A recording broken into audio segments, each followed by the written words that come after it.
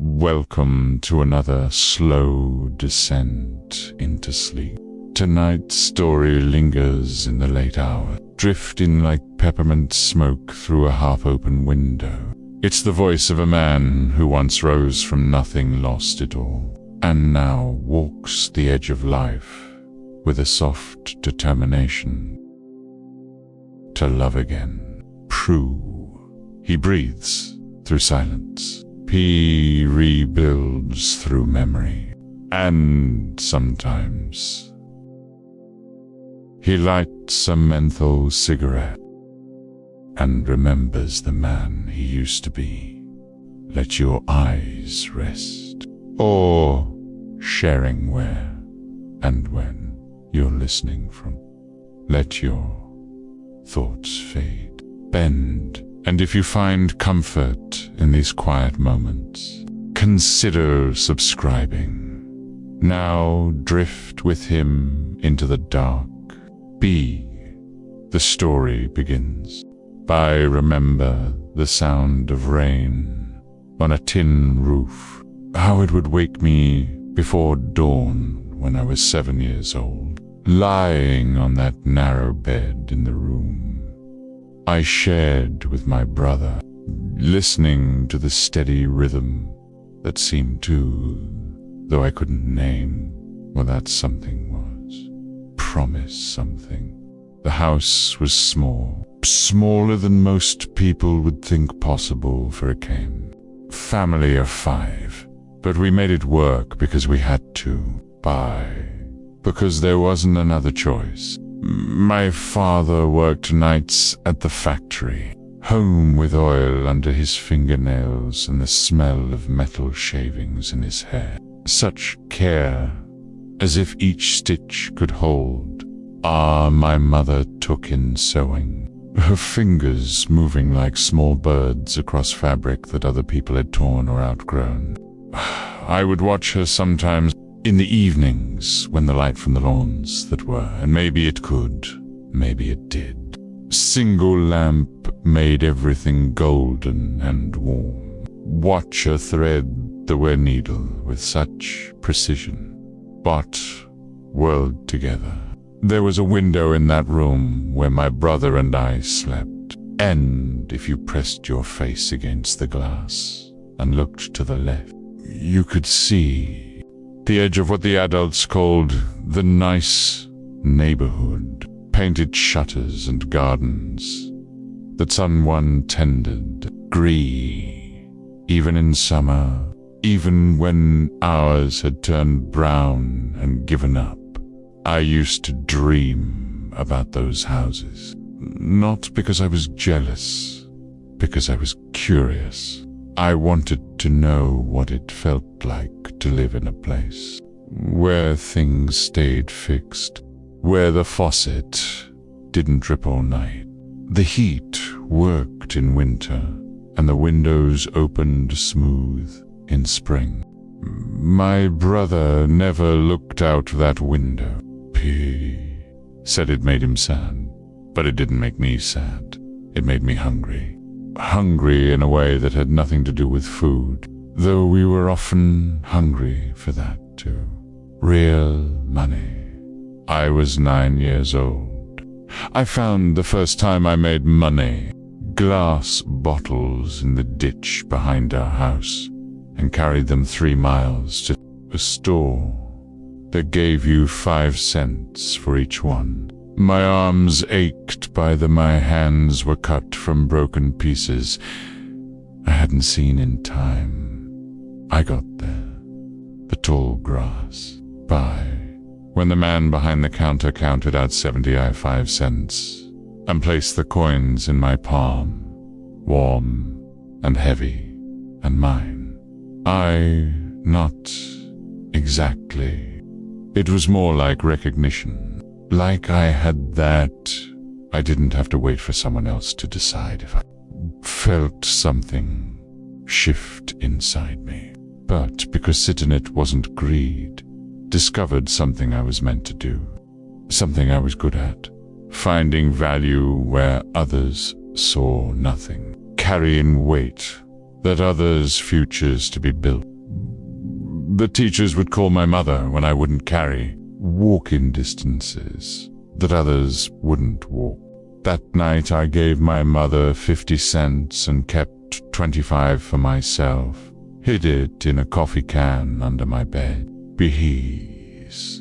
And I would take it out, sometimes before I fell asleep, just to hold it, to remind myself that I could make things happen, deserve comfort or safety or the chance to dream about painted shutters.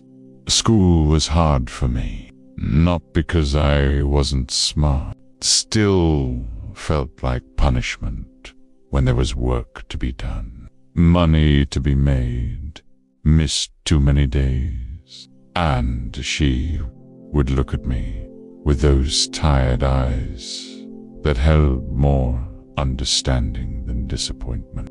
"You're not like the other children," she would say. Running her worn, it just fingers through my hair. "But that doesn't mean you're wrong. It means your path will be different." And she was right. Though neither of us could have imagined how different. By the time I was 15, I was working after school and weekends at the HARDWARE store downtown, sweeping floors and organizing inventory and learning the names of things I had never seen before.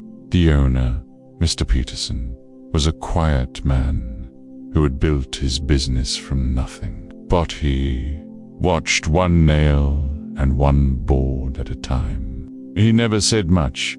Everything he offered after I had been there 6 months. He called me into his small office, behind the paint counter. The room smelled like coffee that had been sitting too long, and sawdust that had settled into every corner.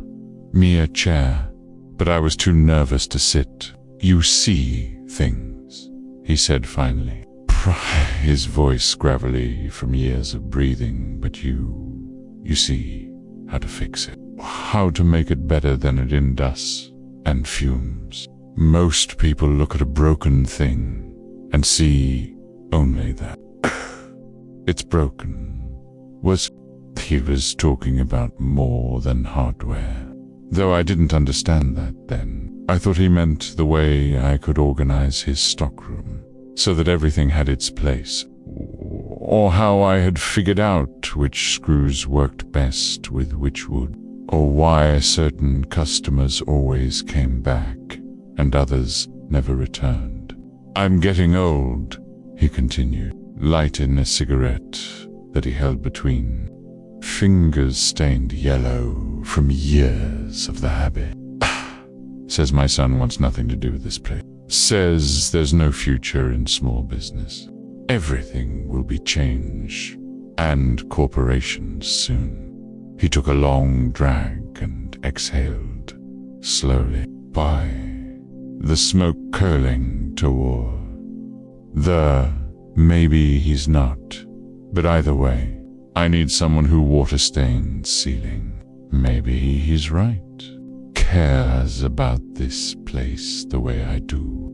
Someone who understands that ever you fix something, or make their world a little more solid, customer who walks through that door is trusting us to help them build something. He offered me a partnership, 20% of the business in exchange for my promise to stay and learn and eventually take over. When his hand got too shaky to thread screws and his eyes too dim to read the small print on invoices.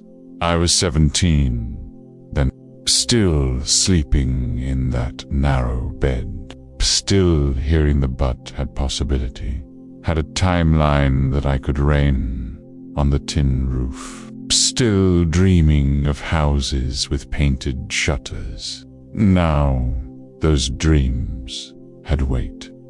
Actually see. My father wasn't sure about the arrangement. He had worked for other, had never imagined that someone like us could own people. His entire life, something could make decisions that mattered beyond our small kitchen. But my mother, she understood.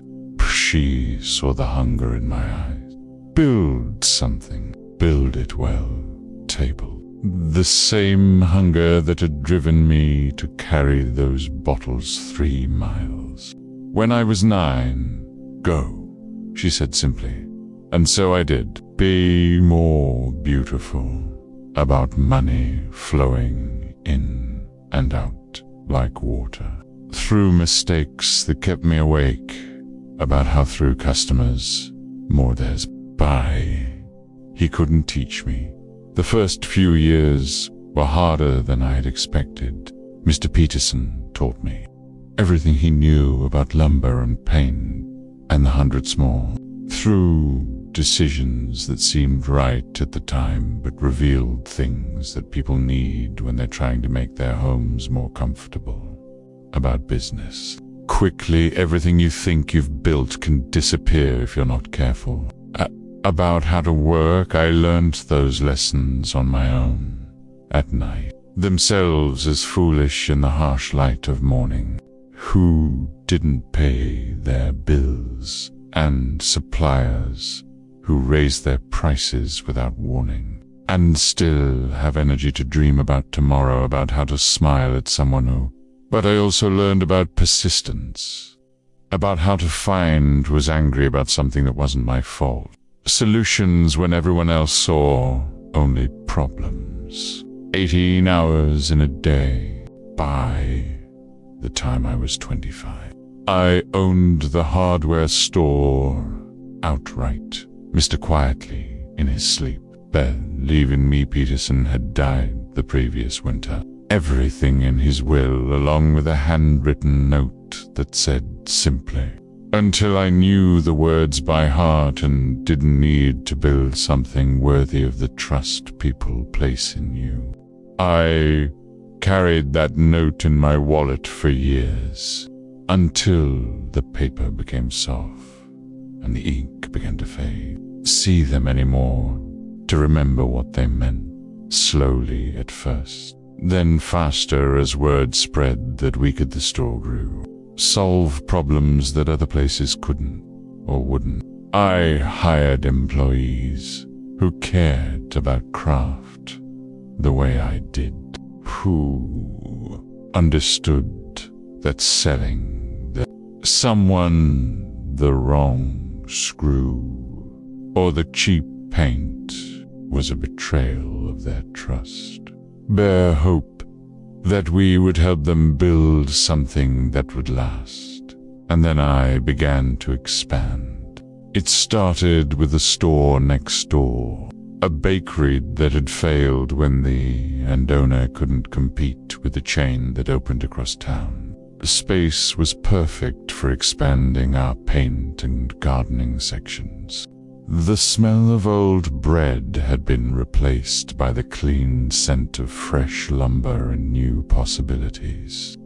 Then came the warehouse on the edge of town, where we could stock the large items that serious contractors needed, where trucks could back up something to loading docks, and we could compete with the big chains on volume. Something that provided jobs for other people and solutions, while maintaining the personal service that kept customers coming back. Each expansion felt like a small victory, like proof that the boy who used to collect bottles in ditches could build something real. Mattered for problems that kept homeowners awake at night. Bought my first house when I was 28. Not in the nice neighborhood I had glimpsed from my childhood window, but in an even better one, where the lots were larger and the trees older and the quiet more complete.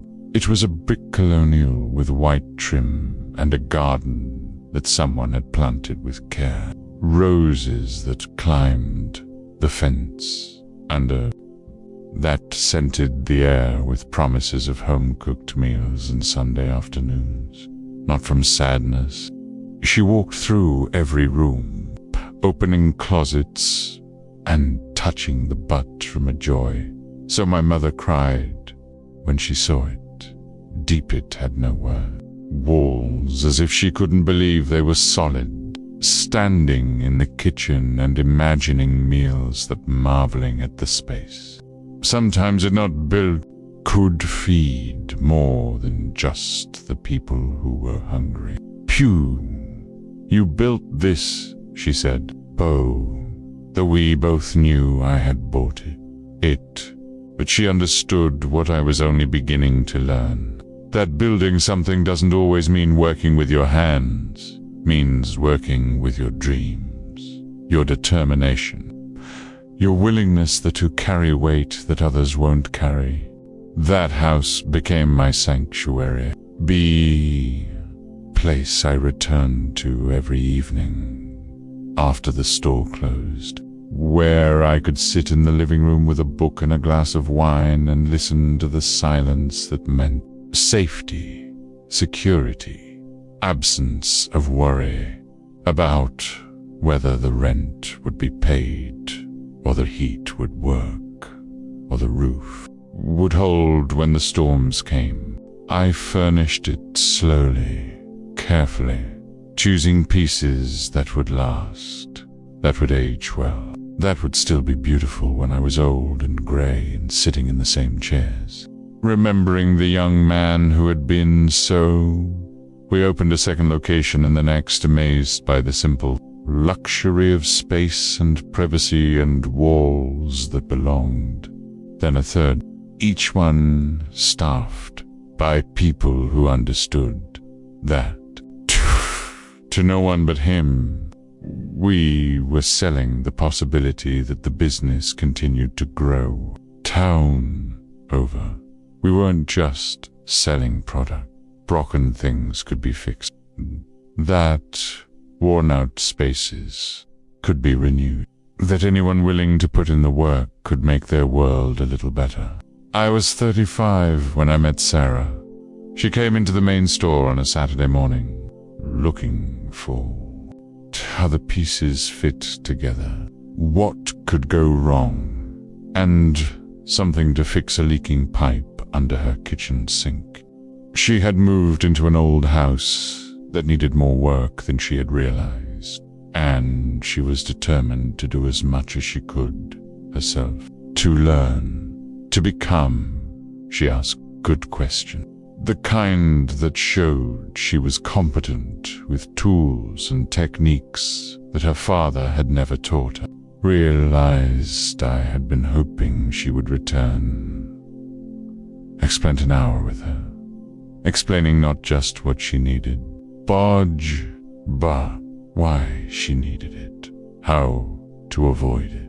Really listening, really trying to understand, not just looking for a quick fix. When she came back 2 weeks later for more supply, this time for a bathroom renovation, that I had been thinking about her dark hair and her careful questions and the way she smiled when something I explained finally made sense.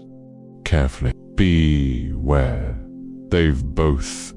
We started dating slowly, learned that rushing into something often means rushing into heartbreak. Part had been divorced for 3. She was a teacher at the elementary school and had no children, but wanted them. Pragen and a kitchen where she could bake bread, the way her had dreams about a garden and years, then all at once, in the way that feels both a front porch, our house, with her parents and mine and 50 people who her grandmother had. I fell in love with her gradually. The roses were blooming, and the herbs scented the like, finding exactly what you didn't know. She was kind without being weak. Independent without she painted, the guest planted inevitable and miraculous. Smart in ways that complemented my own intelligence. We were looking for being distant, could talk about books and business and the small pleasures of a life built created spaces for unsolid ground. We married 2 years later, in a ceremony held in the garden behind my house, watched us fall in love and believed we would be good for each other.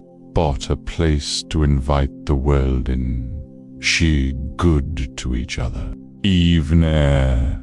And when we danced to music, played by a string quartet from the local college, I felt like the boy who used to dream about painted shutters had finally made all his dreams come true. Sarah brought her own vision to our life together. Bedrooms in colors that made them feel warm and welcoming. Vegetables where I had only grown flowers. Entertaining that I had never imagined needing but came to love. Understood hospitality in a way I never had. Knew that a home wasn't just a place to retreat from the world. Business continued to thrive. We opened 2 more locations, began selling online, developed relationships with contractors who bought from us exclusively because they trusted our expertise and our commitment to. I hired a general manager. So I could spend more time at home. Quality. More time with Sarah. More time planning the future we would build together. Pi was learning, has its own way. Problems that had no easy solutions. Customers who its own demands, its but success, own way of changing the person who carries it. Stores required constant attention. Decisions that couldn't be delegated expected me to remember their names and their projects. And there, that success was fragile and required constant vigilance. Dight the preferences even when I hadn't seen them in months. Would listen suppliers who about the difference between a job and a calling. She would raised prices and delayed deliveries and created crises that kept me on the phone until late in the evening.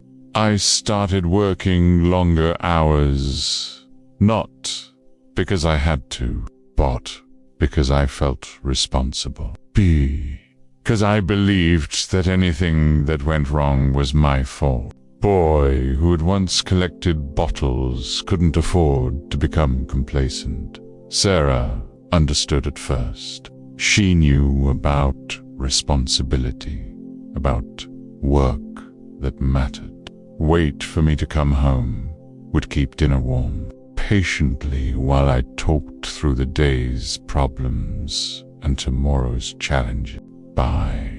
Gradually. So slowly I didn't notice at first. The weight of my success began to change the shape of our life together. I missed dinners, not because I meant to, but because time moved differently at the stores, because one crisis led to another, because I could always find one more thing that needed my attention. One more, not because I didn't want to hear about Sarah's problem that required my solution. I missed conversations day, but because my mind was always partly somewhere else, wondering about cash flow, worrying about the competition, calculating inventory. That seemed to get stronger every year. I missed the small moments. The cup of coffee shared in the morning, her own interests that didn't require my participation or didn't ask me to. didn't make me choose between her and the business. Before the day began, the walk after dinner when the air was cool and the neighborhood was quiet, few minutes before sleep when we would talk about nothing important and everything that mattered. Sarah began to fill those empty spaces with her own activity, her own friendships, attention. She joined a book club, took pottery classes, spent weekends visiting her sister in the mountains. She didn't complain, change, but she began to drift away, like smoke from a candle that you don't notice is burning down until the flame goes out. I told myself that this was temporary, that once the business stabilized, once I had systems in place that could run without my constant oversight, once I had proven that success wasn't an accident, I would have more time, more energy, more of myself to give to the woman who had made my house a home.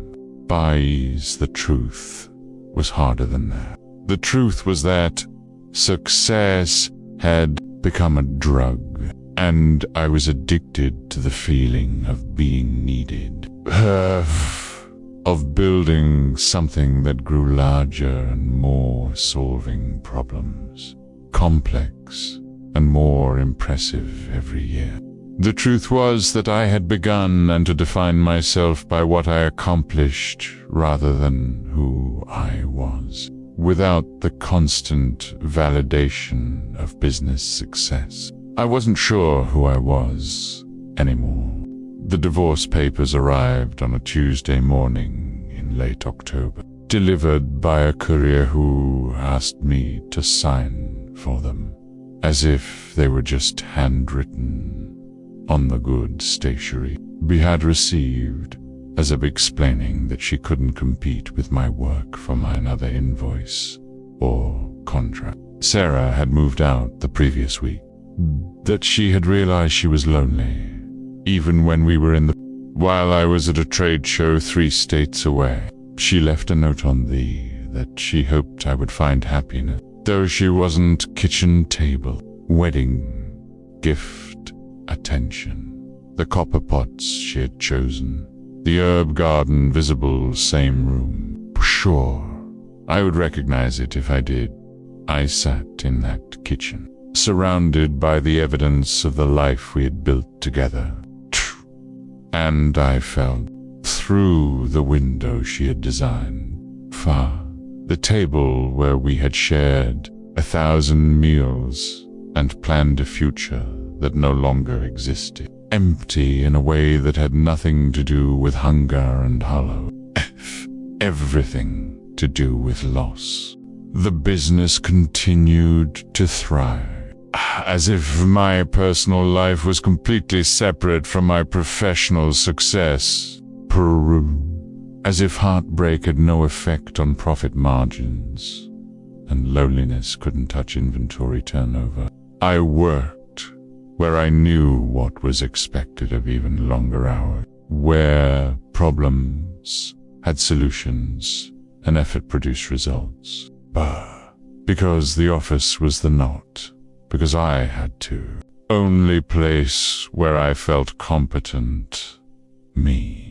But late at night, when the stores were closed and the employees had gone home and the only sound was the hum of the computers updating, I would walk through the spaces I had, touching the shelves I had installed and the displays I had, sales figures and inventory levels, built no one designed.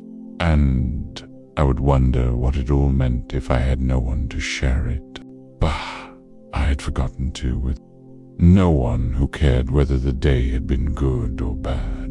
Who would miss me if I didn't come home? I had built something impressive, something that, provided I was 42 when I realized I had become the kind of man. I used to have forgotten that the boy who used to collect bottles had pity Successful by every external measure, but empty in ways that success couldn't fill. Belief that work was more important than love. Bend jobs and served customers and generated profit. Build a life. Forgotten to tend the relationships that make success. The habits that kept me meaningful. Beer than the simple pleasure of sharing a meal with someone that continued to run itself with the excellent. Managers dreamed not just of ownership, but of belonging. And so I began to tear down what I had built. Not the business I had hired and the systems I had developed over years of careful growth, but the walls I had built around my heart. Isolated connection, who knew your stories and forgave your failures. I sold 2 of the locations, kept the original store, and 1 other. Hired enough staff that I could step back from daily operations without abandoning my responsibility. I began to remember what it felt like to have time, to have energy for something other than business decisions and customer complaints. Traveled, not to trade poetry. I started reading again. Books that had nothing to do with profit margins or marketing strategy. Novels that reminded me how to bet, showed me beauty I had forgotten to notice. Shows or supplier meetings, but to places I had always wanted to see. Places where no one knew my name or my success or the weight I carried. And slowly, very slowly, I began to remember who I was before I became what I had accomplished. Before success defined me. Before I lost track of the difference between building a business and building a life. The rain still sounds the same on windows, whether they're expensive or whether they're in a mansion or a small house. Where 3, how she used to thread needles in cheap. Children share 2 rooms. It still makes the same promise. Though I'm old enough now to know that the promise isn't about what you'll achieve, but about who you'll become while trying to achieve it.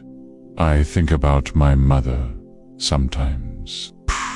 The golden light of that single lamp. How each stitch was an act of faith, a belief that broken things could be mended. That worn out, things could be beautiful again. That time and patience and care could transform something discarded into something treasured. Maybe that's what I'm doing now.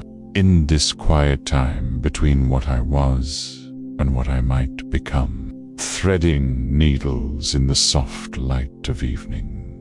Mending what I tore.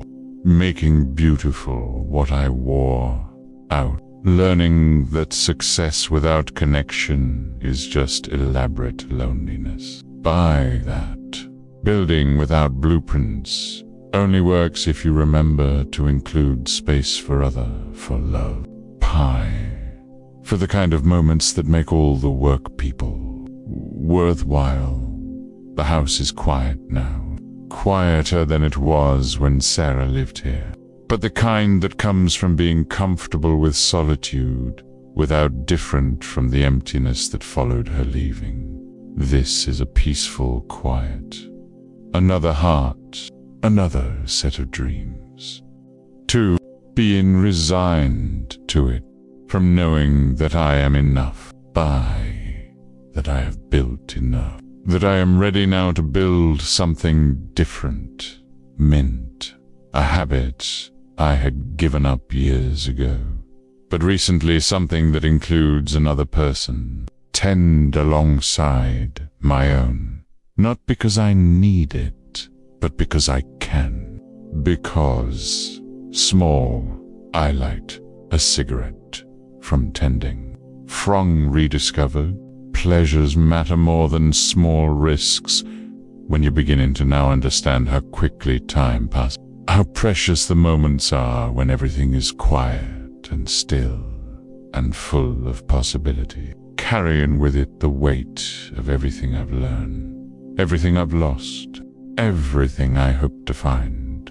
And I sit in the chair by the window, looking out at the garden Sarah planted, overgrown but still beautiful, still producing tomatoes and herbs, and the kind of abundance that comes from patience, believing that good things grow when you give them time and attention and love. Tomorrow I will begin again, not from nothing this time, but from experience. What it means to succeed from a fuller understanding of what it means, wisdom. To build a life rather than just a business, ways that matter. What it means to be a man who has learned and I remember difference between earning love and buying affection, between being needed and being wanted, between building walls and building bridges. But tonight, I sit in the quiet, listening to the rain begin to fall, feeling the weight of years settle around me like a familiar coat. The boy who used to lie awake listening to water on tin, dreaming of something worth tending with the kind of care.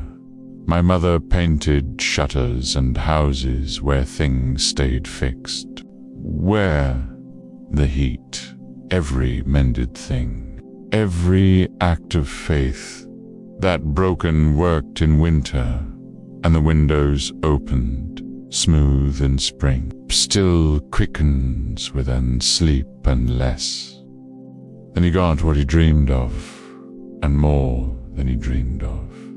He dreamed of all at the same time, all in the same life, all in the same heart that still beats with the rhythm of rain on a roof, bar the possibility that tomorrow might bring something beautiful, something to love, to choose not for success this time, for the chance to build something with someone, for the possibility that the best part of my story might still be waiting, always believing that something better was possible, that worth building, put into every stitch, could become whole again.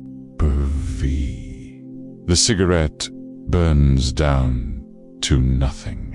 The rain grows steadier, begins to pull me under like warm water, like the promise that morning will come, and with it another chance to build. Connection over isolation, presence over productivity, being over having more solid, more home. I close my eyes and let the sound of rain carry me back to that narrow bed where it all began, where a boy who knew nothing about business or success or the weight of dreams lay listening to water on tin and believing broken things could be fixed, that anyone willing to do the work could, between remembering, make their world more beautiful.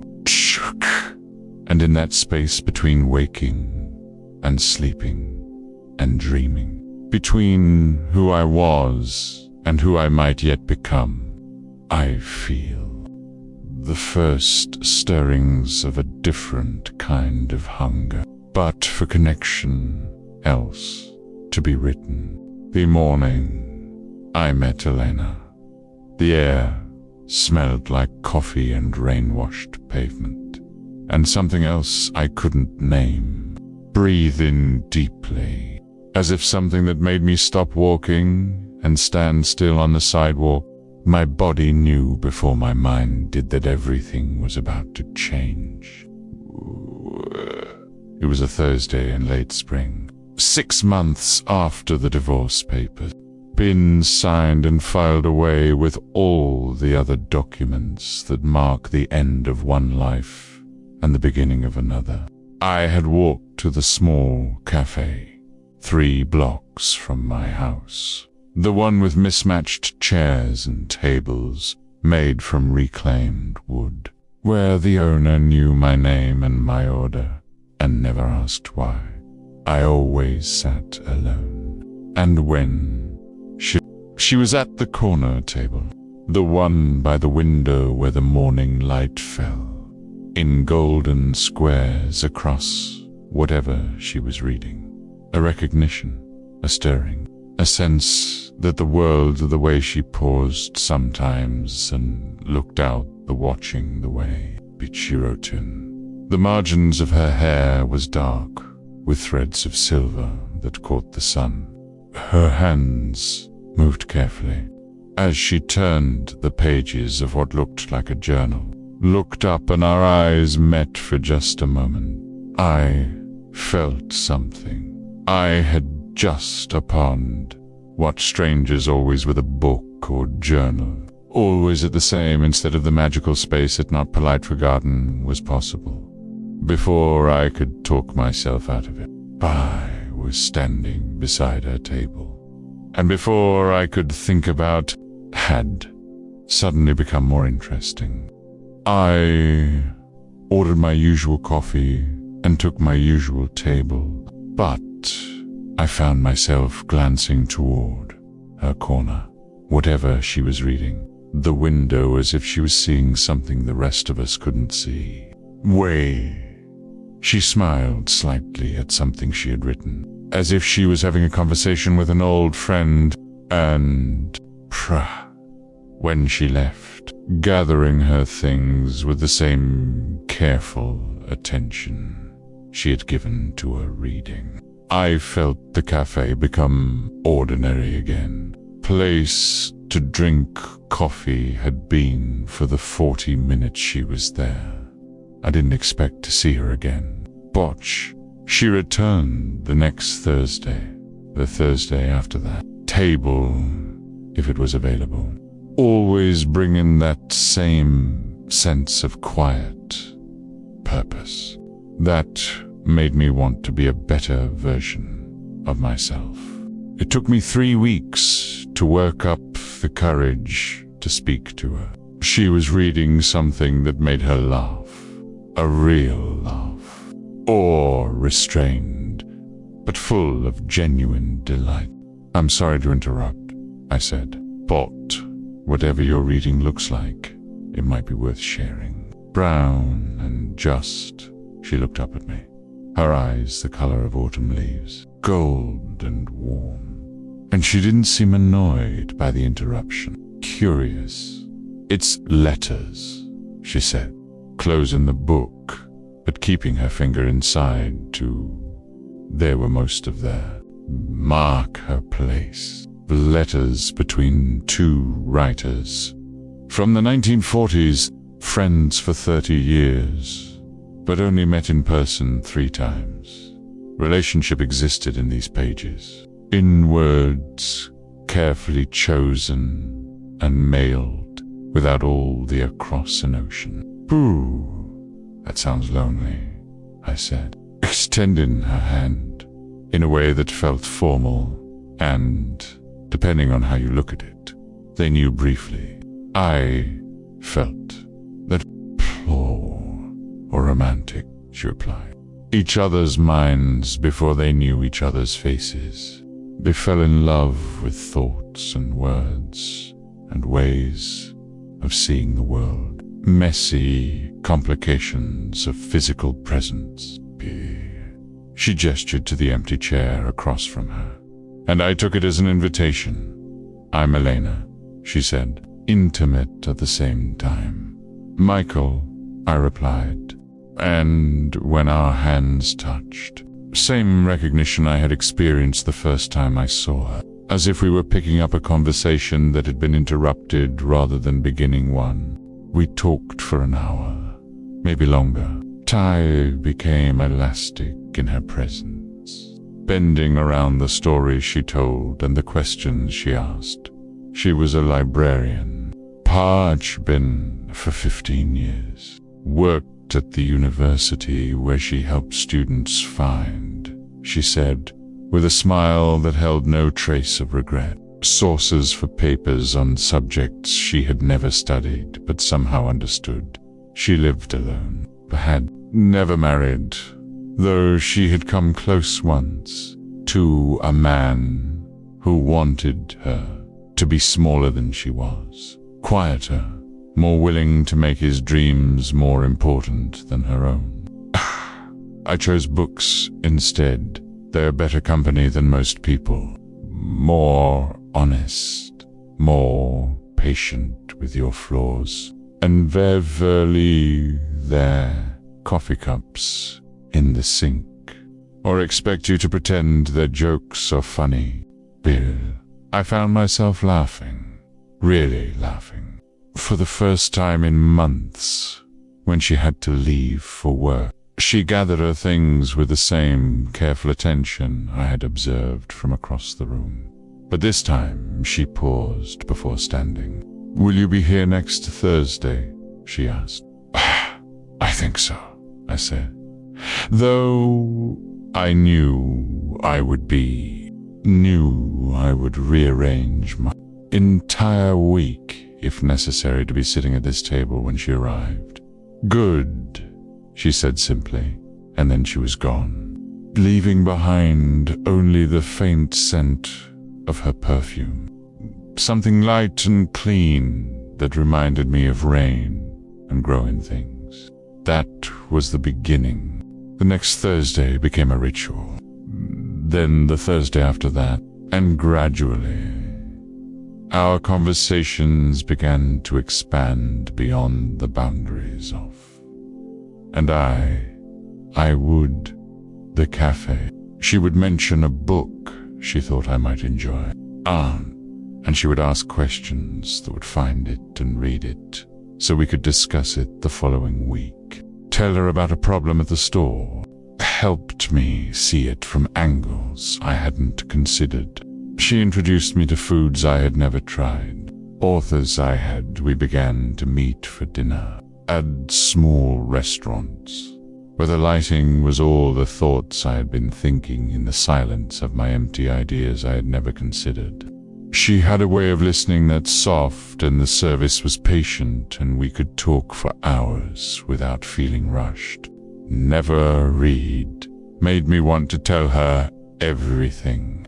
All the stories I had been carrying alone. House, I told her. About Sarah. About the marriage that had ended, not in anger, but in a kind of mutual exhaustion. About the loneliness that had she listened, without judgment, without followed. About the realization that success meant nothing without why she preferred books to party. Why she had someone to share it with, advice, with the same careful attention she gave to everything else. She told me about the man who had loved her but wanted to change her, who couldn't understand why she needed solitude to think, opinions about things he considered unimportant, about the morning she had realized that loving someone shouldn't require becoming someone else. I've been alone for 7 years, she said one evening as we walked through the neighborhood around her apartment, past houses where families were eating dinner and children were playing in yards, and couples were arguing or laughing or simply existing together in the comfortable silence of long partnership. "Do you miss it?" I asked. Being with someone. Sometimes, she admitted. I miss having someone to tell about the small things.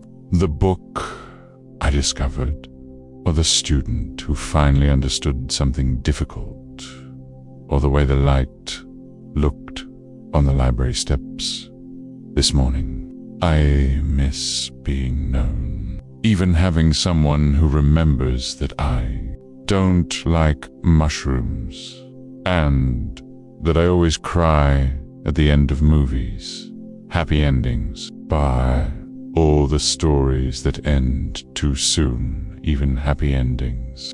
Especially happy endings, she said with a laugh. They make me think about all the people who don't get them, or with too much sadness. And I felt the world shift. All the possibilities that never quite become real. Pyre was falling in love with her. Had been falling since that first Thursday morning, when she looked up from her book slightly on its axis. But it was a different kind of falling than I had experienced before. Slower, intellectual, without being condescending. The beautiful in a way more deliberate. More like settling into something that had always been waiting for me rather than tumbling toward something unknown. She was unlike any woman I had ever known. Independent, without being defensive. I asked her to dinner at my... That had nothing to do with magazine covers and everything to do with the light in her eyes when she talked about something she loved. Grease of her hands when she turned the pages of a book. For B, the way she listened as if every word I spoke was worth her full attention. 3 months after our first conversation, Pausch, I spent the entire day cooking something elaborate that required multiple trips to the market and techniques I had to look up online. I wanted to impress her, to show her that I could create something beautiful for her. Yet I understood the difference between providing for someone and caring for them. Carrying a bottle of wine and a small bouquet of she arrived at 7. Flowers from her garden, daffodils and tulips that she had arranged in a mason jar with no more ceremony than if she were putting them in her own kitchen. Bah, they made my dining room table look more alive than it had in months. We ate slowly, talking about books and travel and the kinds of memories that shape a person. The food was good, better than I had expected. Not bought. What I remember most is the way she looked around my house, the spaces where I lived and thought and dreamed, judging or cataloging, but simply seeing, noticing the things I had chosen, by chosen pieces that looked good together rather than it's beautiful, she said. As we moved to the living room after dinner, it feels like a museum, like everything is too perfect to actually use. She was right. I had furnished the house to impress visitors rather than to comfort myself. Things I actually enjoyed. Created spaces for entertaining people I rarely invited. Sarah decorated most of it, I admit. I kept everything the way she left it. As if changing anything would mean admitting the marriage was really over. Elena nodded, understanding without explanation, the way she understood most things. It's hard to know how to live in a space that was designed for two empty people, she said. Everything feels either too big or too small. Close enough or too crowded with memories. We were sitting on the couch, a careful distance apart. Talk without raising our voices, but not so close that accidental contact was. I was acutely aware of her presence. The way she tucked one leg lightly under her when she got comfortable. The way she gestured with her wine glass when she was making a point. The way her laugh seemed to fill the room with warmth. "Would you like to see the garden?" I asked when we had finished the wine, but somehow more beautiful, for it was nearly dark. But the motion sensor lights came on as we stepped onto the back patio, illuminating the space Sarah had created with such love and hope. The vegetables she had planted were now overgrown, gone wild without her careful tending. They're abandoned, more alive. She had a gift, Elena said, walking among the raised beds, touching the leaves of plants I couldn't name. You can see her personality in the choices she made, the way she grouped colors, the way she balanced vegetables with flowers, the way she created spaces for sitting and spaces for working. I haven't touched any of it since she left, I confessed. I keep meaning, but I don't know where to start, and part of me feels like I don't have to, like it belongs to her, even though she's gone. The right. Elena turned to face me, her expression serious in the soft light. "Gardens change," she said. "That's what they're supposed to do, Bay." The first time we had touched since grow and spread and adapt to new conditions. A good gardener knows steady, sure, when to tend and when to let things find their own way. She reached out and took my hand, that handshake in the cafe. Her fingers were warm. "You have the right to live in your own space," she said, "to make it yours, to honor what came before while still creating something new." I squeezed her hand gently, feeling something settle inside me. Permission I hadn't known I needed. Forgiveness I hadn't thought to ask for. And I realized that this was what I wanted.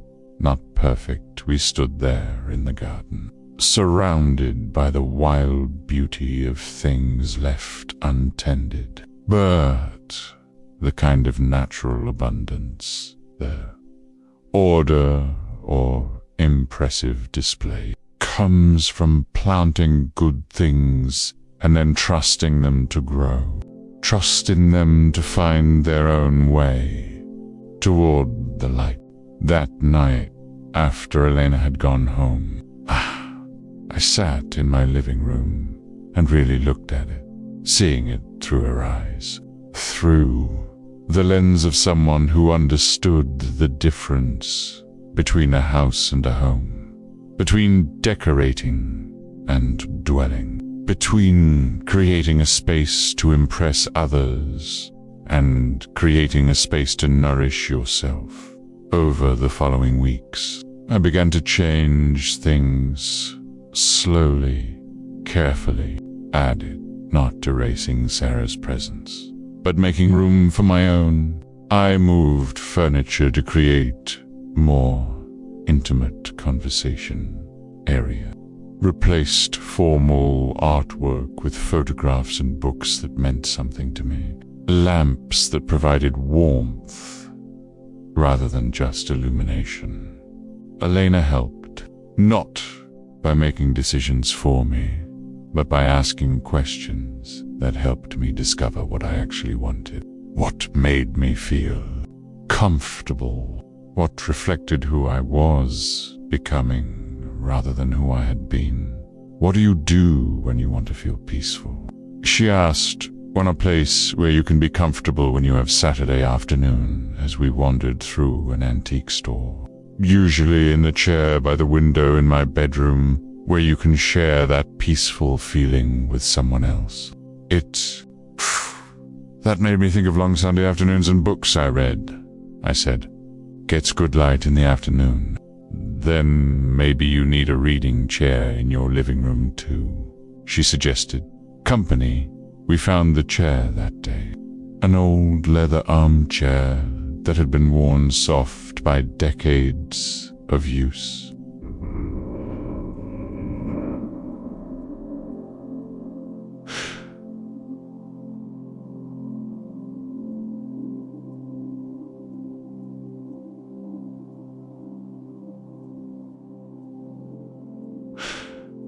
Sitting up straight, that were too good to put down, when we had it delivered and positioned just right, near the window but angled toward the couch. So conversation was easy. Elena sat in it first, curling up with her legs tucked under her. And I realized I had never seen anything more beautiful than this woman making herself at home in my space, bringing her own comfort to the comfort I was learning to create. Our relationship deepened gradually, like roots finding their way through, finding nourishment, finding purchase, finding the conditions. The way it created something nourishing soil. Needed to grow strong. We spent evenings cooking together, full with curiosity about what the composer was trying to discover, that we both loved the ritual of preparing food, the way it required attention and patience, from simple ingredients, how to be present in moments instead of always thinking. She taught me things I hadn't known I wanted to learn, how to choose wine that complemented food rather than just wine. That was expensive. How to listen to music the way she listened to everything. Attention, communicate about what came next. I showed her parts of my world she had never seen, took her to the store and introduced her to the employees who had become like family. Showed her how different woods felt and smelled and aged. HRDWRR.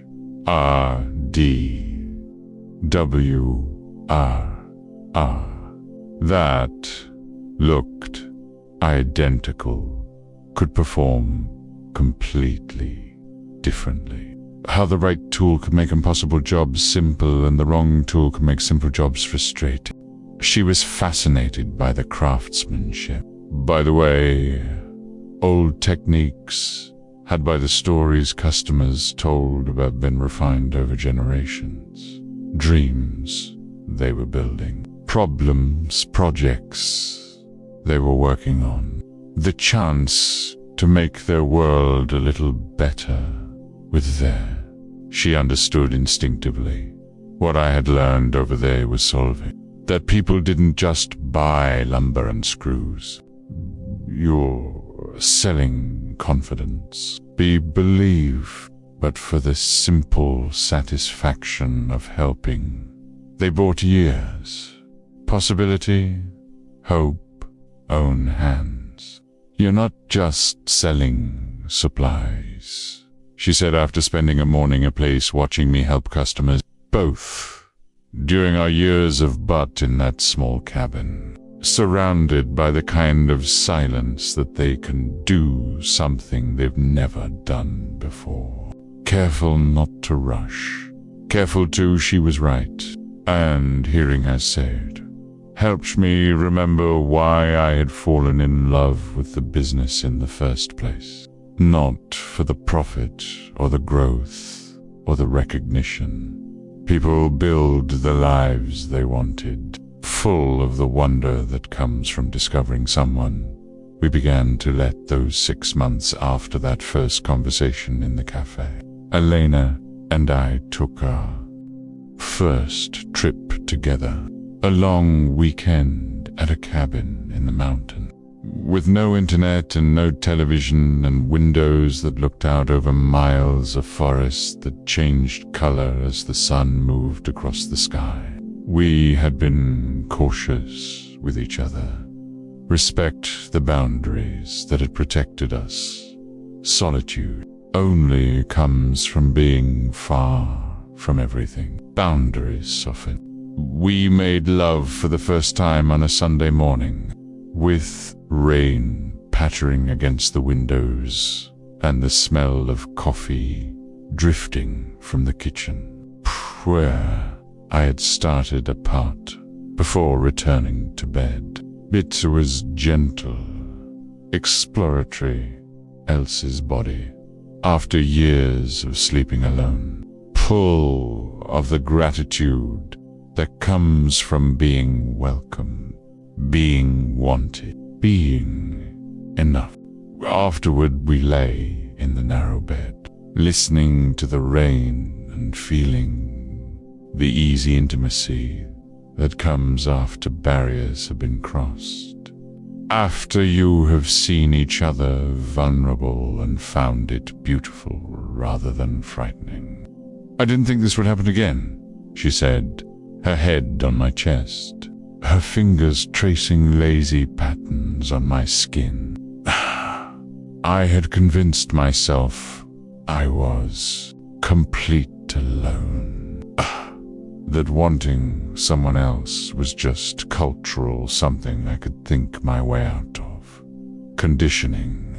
And now, I asked, maybe it's about being whole enough to choose. To offer now, I think. Maybe completeness isn't about not needing anyone, she said. Something real to someone else, instead of looking for someone to fill your empty spaces. I understood what she meant. This felt different from my marriage, different from any relationship I had experienced before. We weren't trying to complete each other, weren't looking for someone to fix our problems or validate our choices. We were two people who had learned to live alone, who had discovered our own strength and interests, and capacity for contentment, choosing to share that fullness with each, both of our ways of being in the world. When we returned to the city, we began spending more time at each, not moving in together, but moving toward each other. Others, places, both of our creating rituals and routines that included both of our needs. Spaces. Elena's apartment was everything mine wasn't. Small and cluttered and alive, with the evidence of a life fully lived. Books stacked everywhere.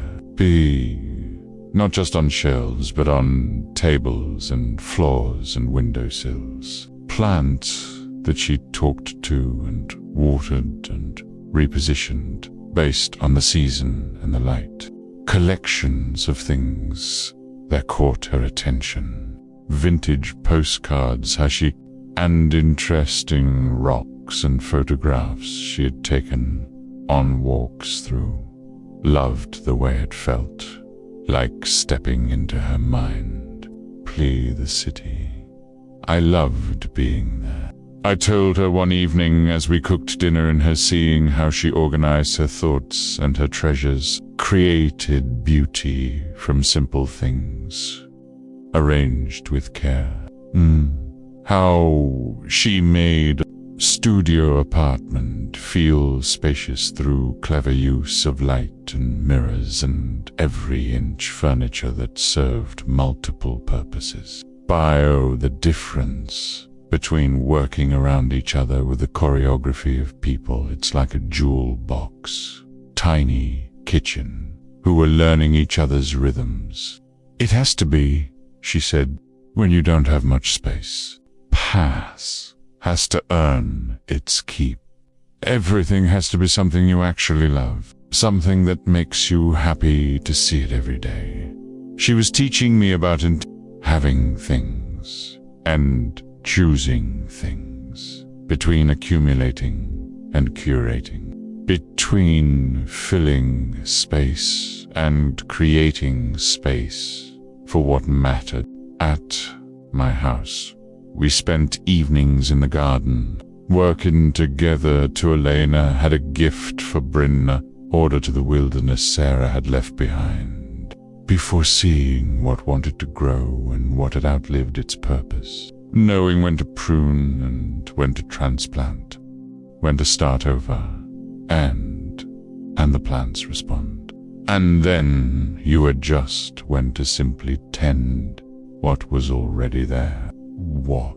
Gardens are conversations, she explained as we worked side by side.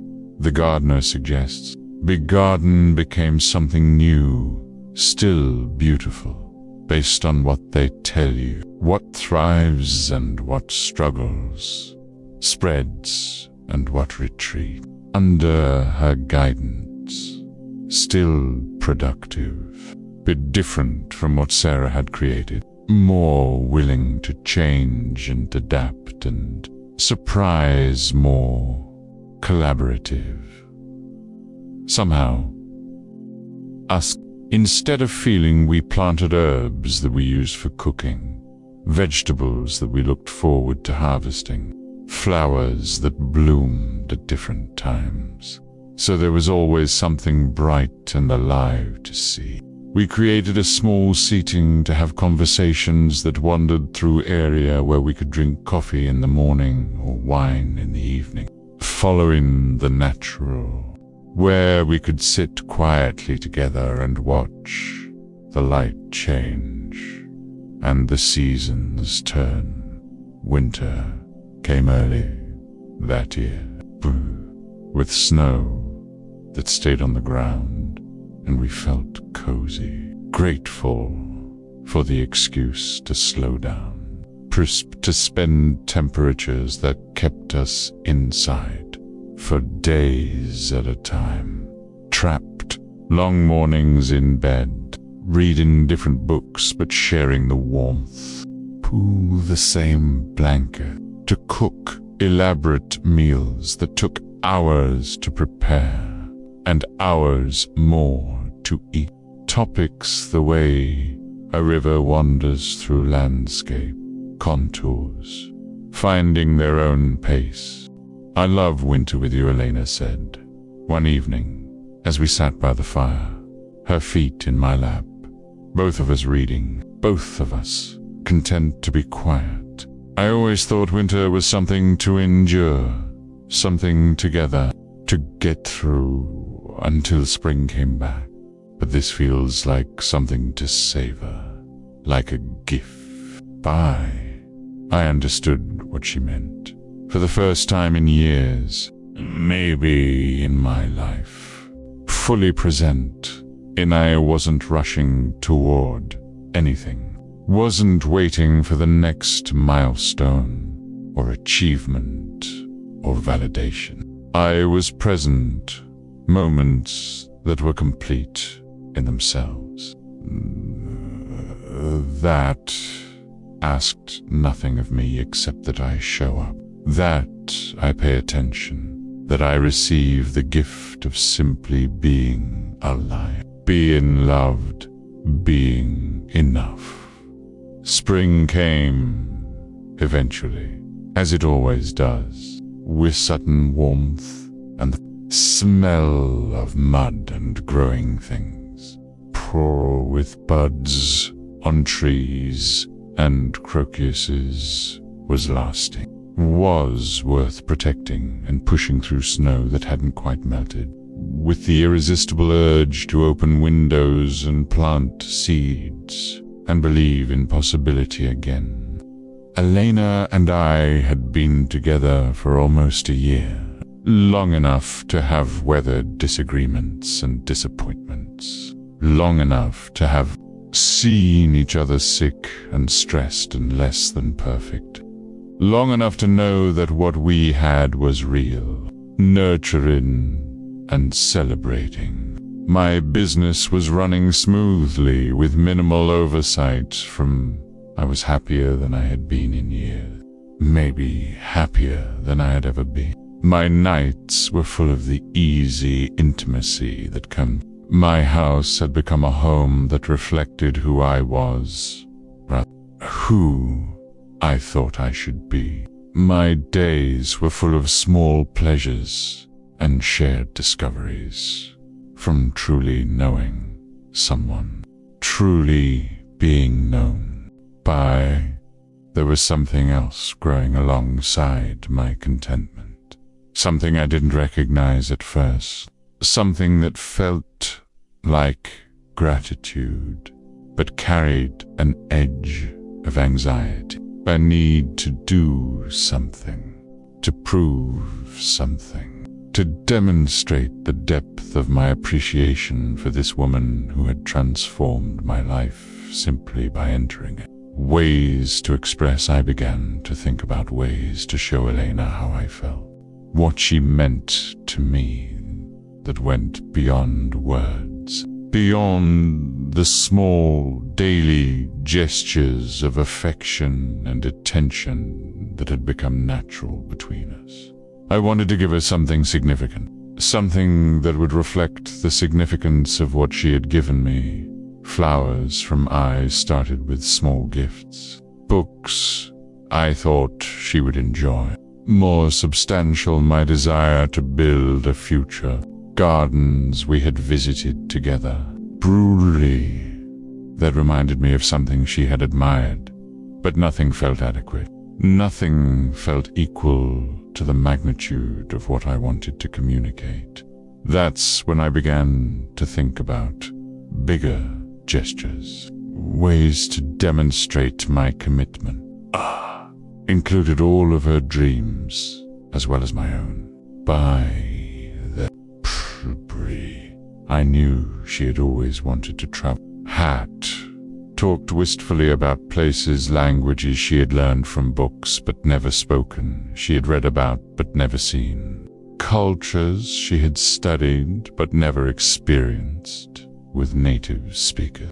I knew she felt constrained by her salary, practical necessities that kept her tied to her job and her routine and her carefully budgeted life.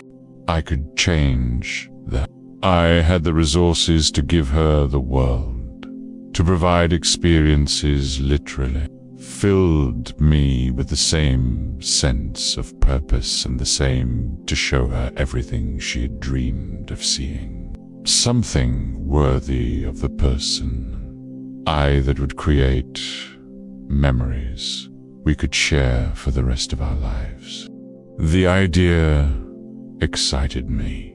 Be gratitude and joy and amazement she would feel.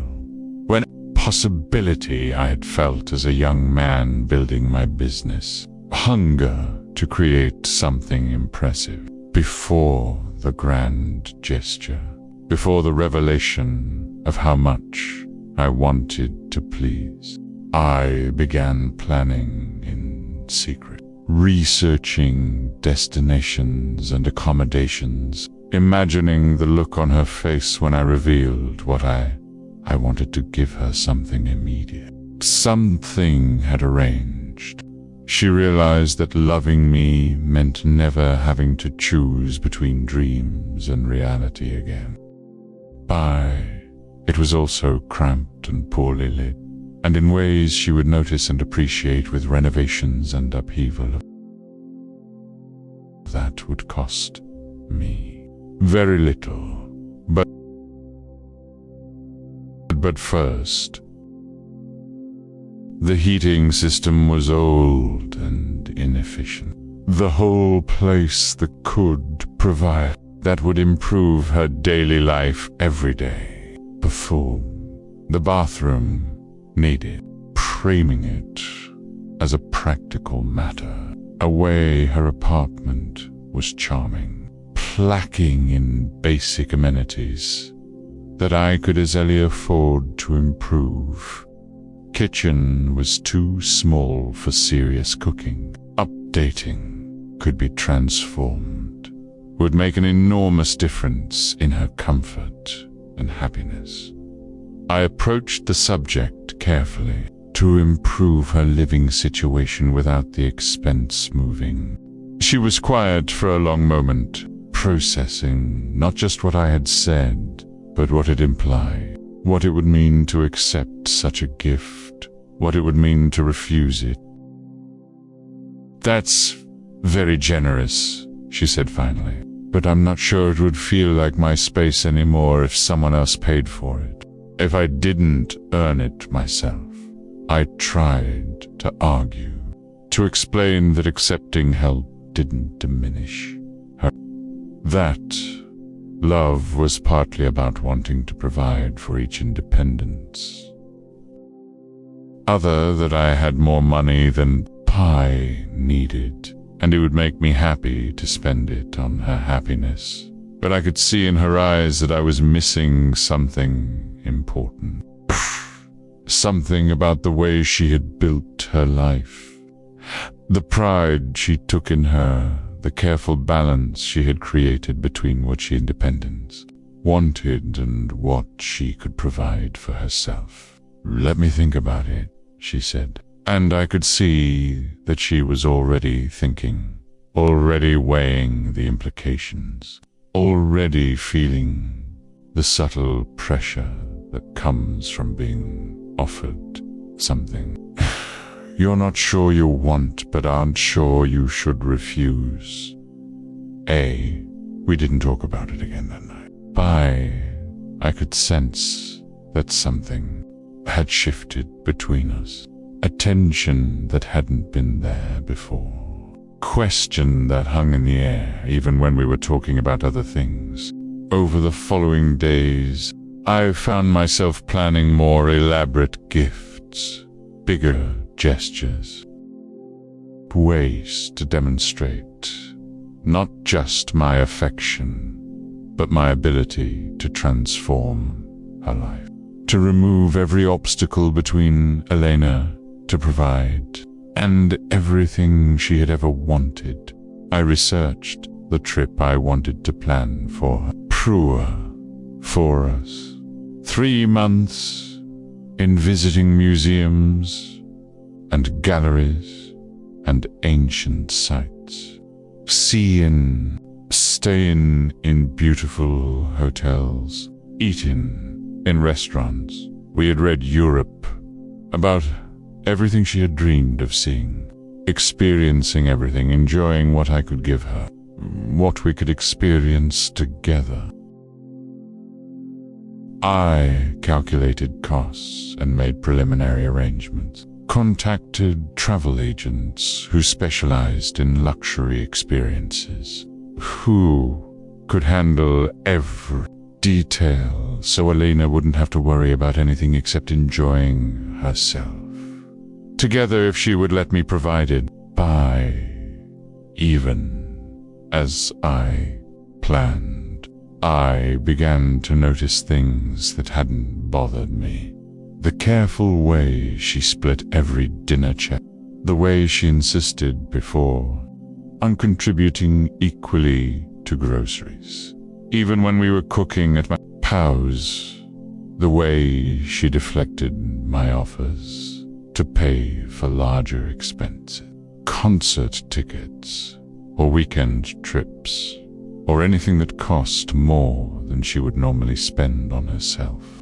I had interpreted this as admirable independence, as evidence that she wasn't interested in my money, that she loved me for who I was, rather if she was protecting herself or protecting us from something she done than what I could provide. But now I began to wonder if it was something else. Understood better than I did. The realization came slowly, over weeks of watching her navigate the way subtle changes that my wealth introduced into our relationship. She hesitated before accepting even small gifts. bod, but whether wanting it the way she seemed to calculate, not just whether she wanted something was appropriate, whether accepting it would change, something essential even when offered with love, even when about who she was, or who we were together. I began to see that money, offered without conditions or expectation, like the obvious thing to do when you cared about someone, and it still changed the balance between two people in ways that still had weight, still carried implications, creating the rows and spaces it felt like we were working in the garden, planting that were hard to predict or control by. I didn't know how to step back from the impulse to provide, to give, to use my resources to make her life easier and more beautiful. Her love to me, like the most natural expression of how much she meant to me. The ability to help them. The conversation that changed everything happened on a quiet Sunday afternoon in late spring. Plan. And about what it would mean for me, for us. Vegetable seeds. We had started indoors. That would feed us through the summer and fall. I've been thinking about the apartment renovation, Elena said, hand gentle with the small tomato plants. We were transferring to larger the way she was handling this conversation with the spaces. I stopped working and looked at her, seeing the care with which she was choosing her words. Save attention she gave to everything that mattered. I understand that you want to help, she continued. That you want to, but I make my life more comfortable, and I love you for wanting that. Afraid that accepting something so significant would change how I feel about myself. I asked, genuinely confused, genuinely about my space, about our relationship. How would it change things? Looking at me directly, making sure I was really listening, wanting to understand. Someone who owes gratitude for her comfort instead of someone. It would make me a recipient instead of a partner, she said simply. That I would someone who is provided for, instead of someone who provides for herself. Who earned it, instead of someone who shares space and decisions. She paused. And it would change you too, she said. You would become someone who gives, instead of someone who shares. Someone who has power over my living situation. That. And responsibility with me. I wanted to argue, to explain that she was overthinking it. Never hold the renovation over her or expect anything in return. I was thinking money was just a tool and didn't have to change anything essential about who we were to each other. But as I listened to myself forming these arguments, I realized she was right about something I hadn't wanted to acknowledge, about the gift as a way to demonstrate something, prove something, to establish something about my role in her life and her role in mine. I was thinking like a provider rather than a partner, like someone who had something to offer rather than someone who wanted to build something together, like someone who could solve her problems rather than someone who wanted to share her joy. Poof. I don't want you to feel grateful to me, I said finally, calm, understanding for the first time what that would mean. How it would poison the easy equality we had built, the sense that we were choosing each other freely rather than one of us being rescued by the other. Then let's think about a different way, she said, her voice soft with the relief that comes from being understood, from having a difficult conversation lead to greater intimacy rather than greater distance. A place. What if instead of me improving your apartment, I suggested, thought about finding a place that belonged to both of us, chose together, decorated together, paid for together, even if the proportions weren't exactly equal? She smiled, the first completely relaxed smile I had seen from her in days. I would like that, she said. Build something with you, rather than accepting something from you. And so we began to plan differently, to dream together instead of separately, to look for ways to combine our resources and our visions and our needs, to create something that belonged to both of us rather than something that one of us gave to the other. We spent weekends looking at houses, small ones that would suit our needs without overwhelming Elena's sense of proportion, older ones with character and stories, and the kind of details that couldn't be purchased but had to be discovered, places where we could imagine cooking together and reading together and growing old together. When we found the house, we both knew immediately. It was smaller than my current place, but larger than Elena's apartment, older, and that made it interesting, rather quirkier and full of the kind of imperfections than intimidating. It had good light and hardwood floors that had been worn smooth by decades of family brew, and a garden that was overgrown but showed signs of having been loved. Imagining our furniture and our books on the built-in shelves, structured so that we would both be on our life, in the rhythms of it feels like a house where people have been happy, Elena said, as we both responsible for the mortgage.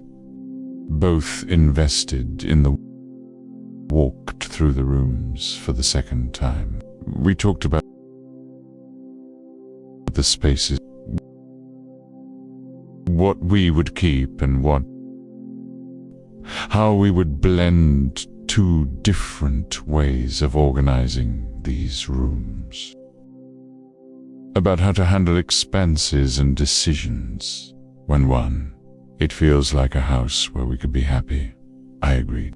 We talked about money too. More directly, we made an offer that afternoon. The deed. Decisions and the maintenance and the slow process of making a house into a home. While we waited for the paperwork to be completed. But I also don't want to lose myself, to become someone who expects how we would combine our belongings.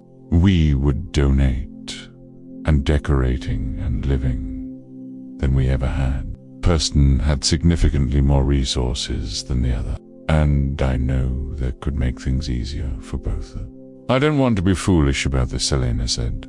I know you have more money than I do. Do us. To be taken care of instead of someone who takes care of herself.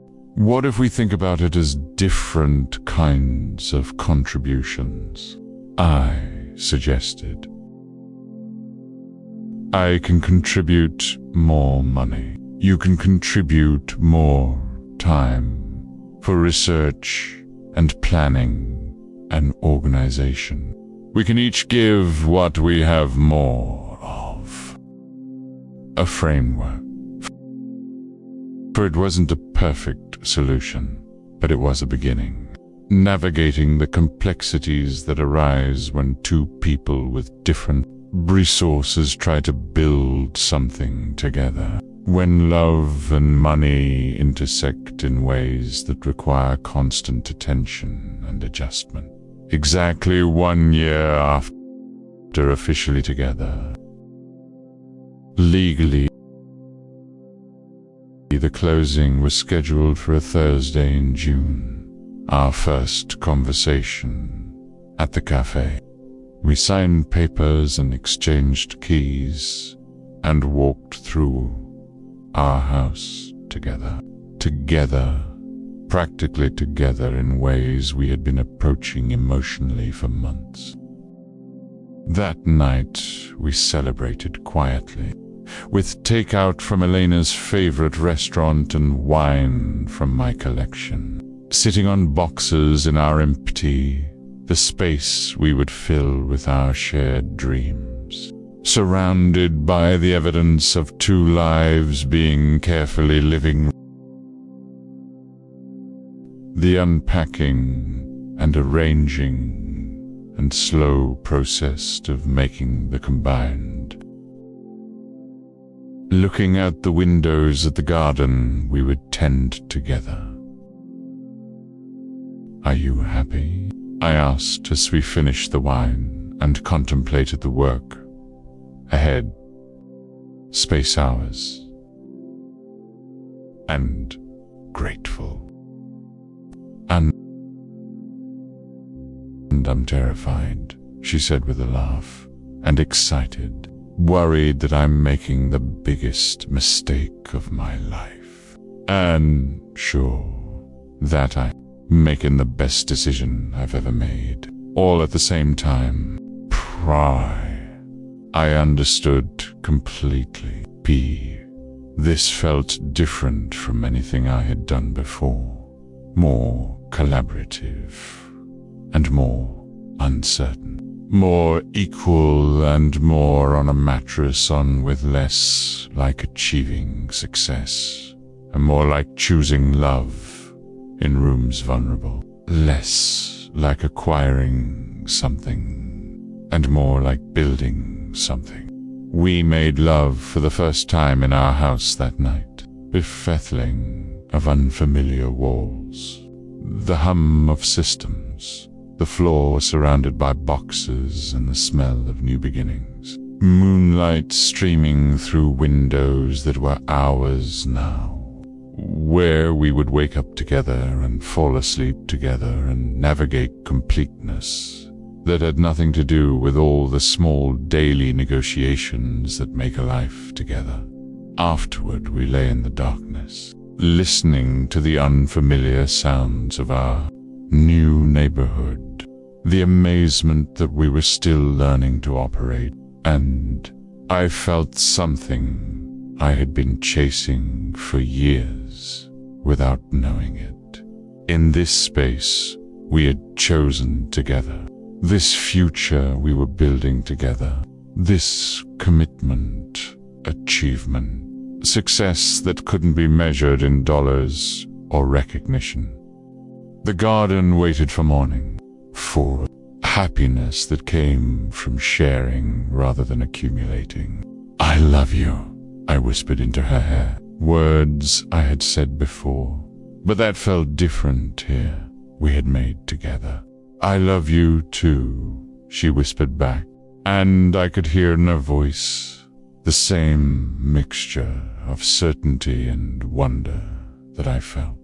Comes from finding exactly what you didn't know you were looking for, exactly when you had stopped looking. Outside our bedroom window, attention we would give it together, sow the seeds we would plant and tend and harvest. For the seasons of growth and dormancy and renewal that would mark the years of our partnership. Inside our house, we settled into sleep in our shared bed, surrounded by boxes full of the possessions we were learning to combine. Books and dishes and photographs that would create the backdrop for whatever came next, whatever challenges and celebrations and ordinary Tuesdays we would navigate together.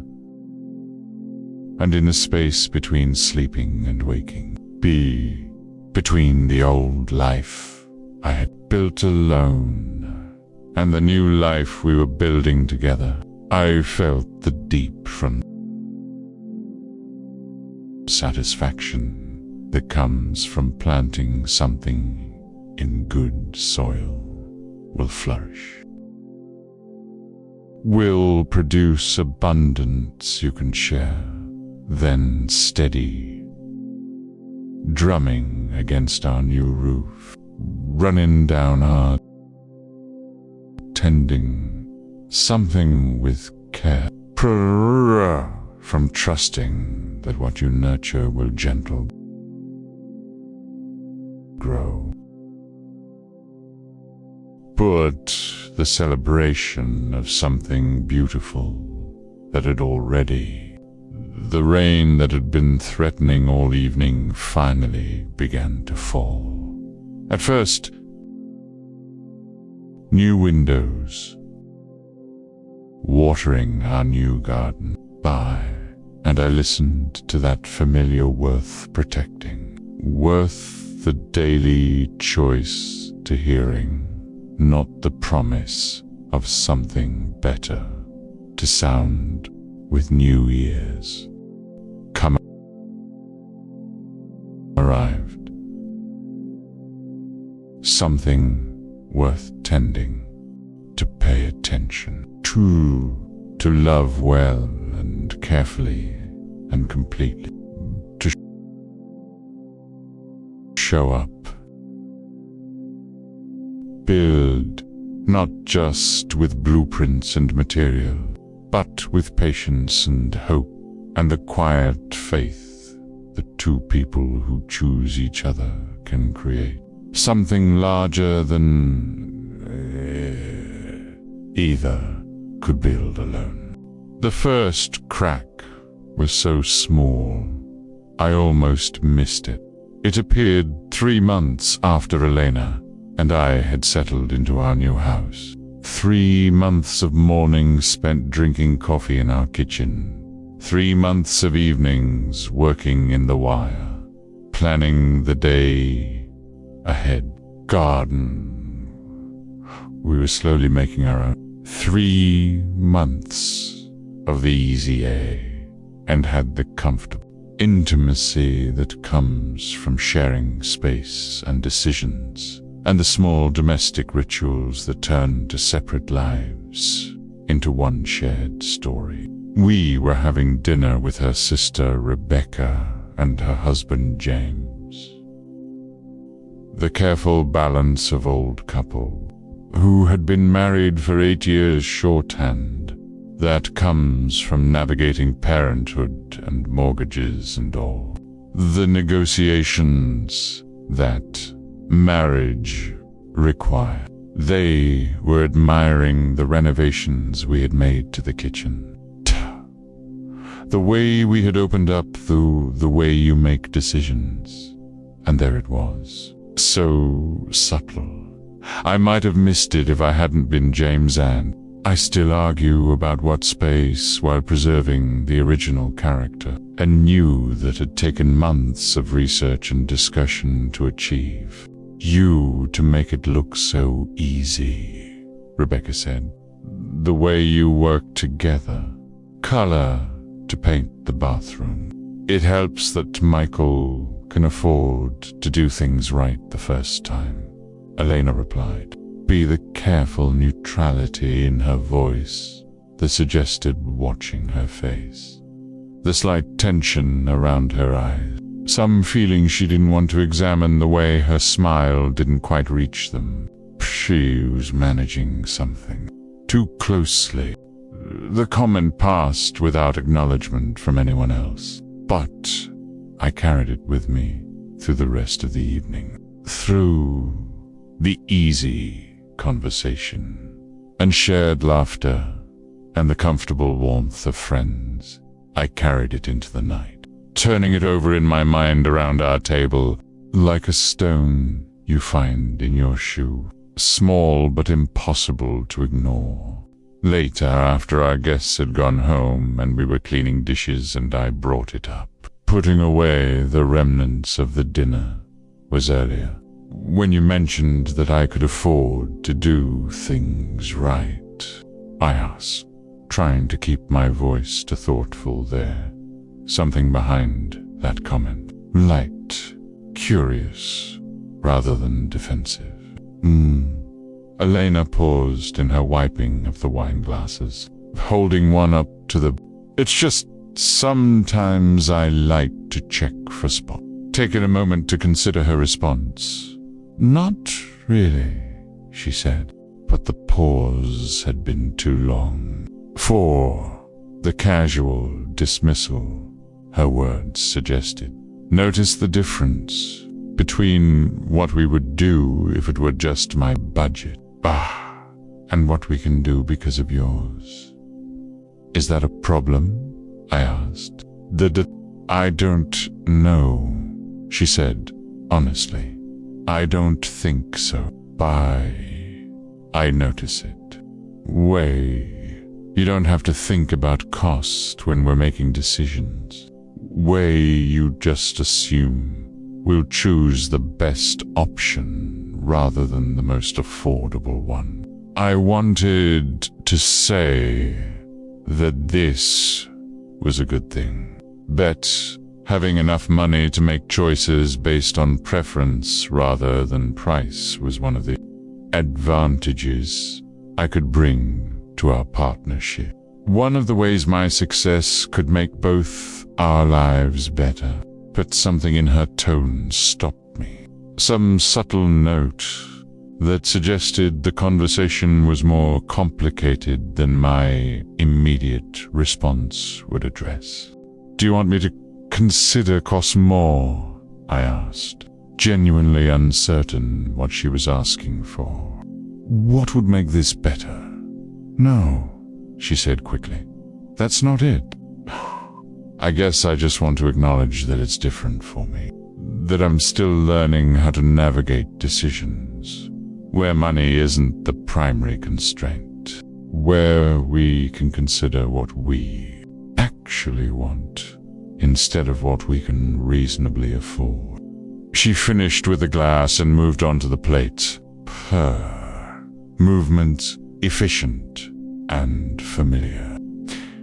The rhythm of domestic tasks we had learned to share. To consider I just need time to... It's probably good for me, she continued, to think bigger.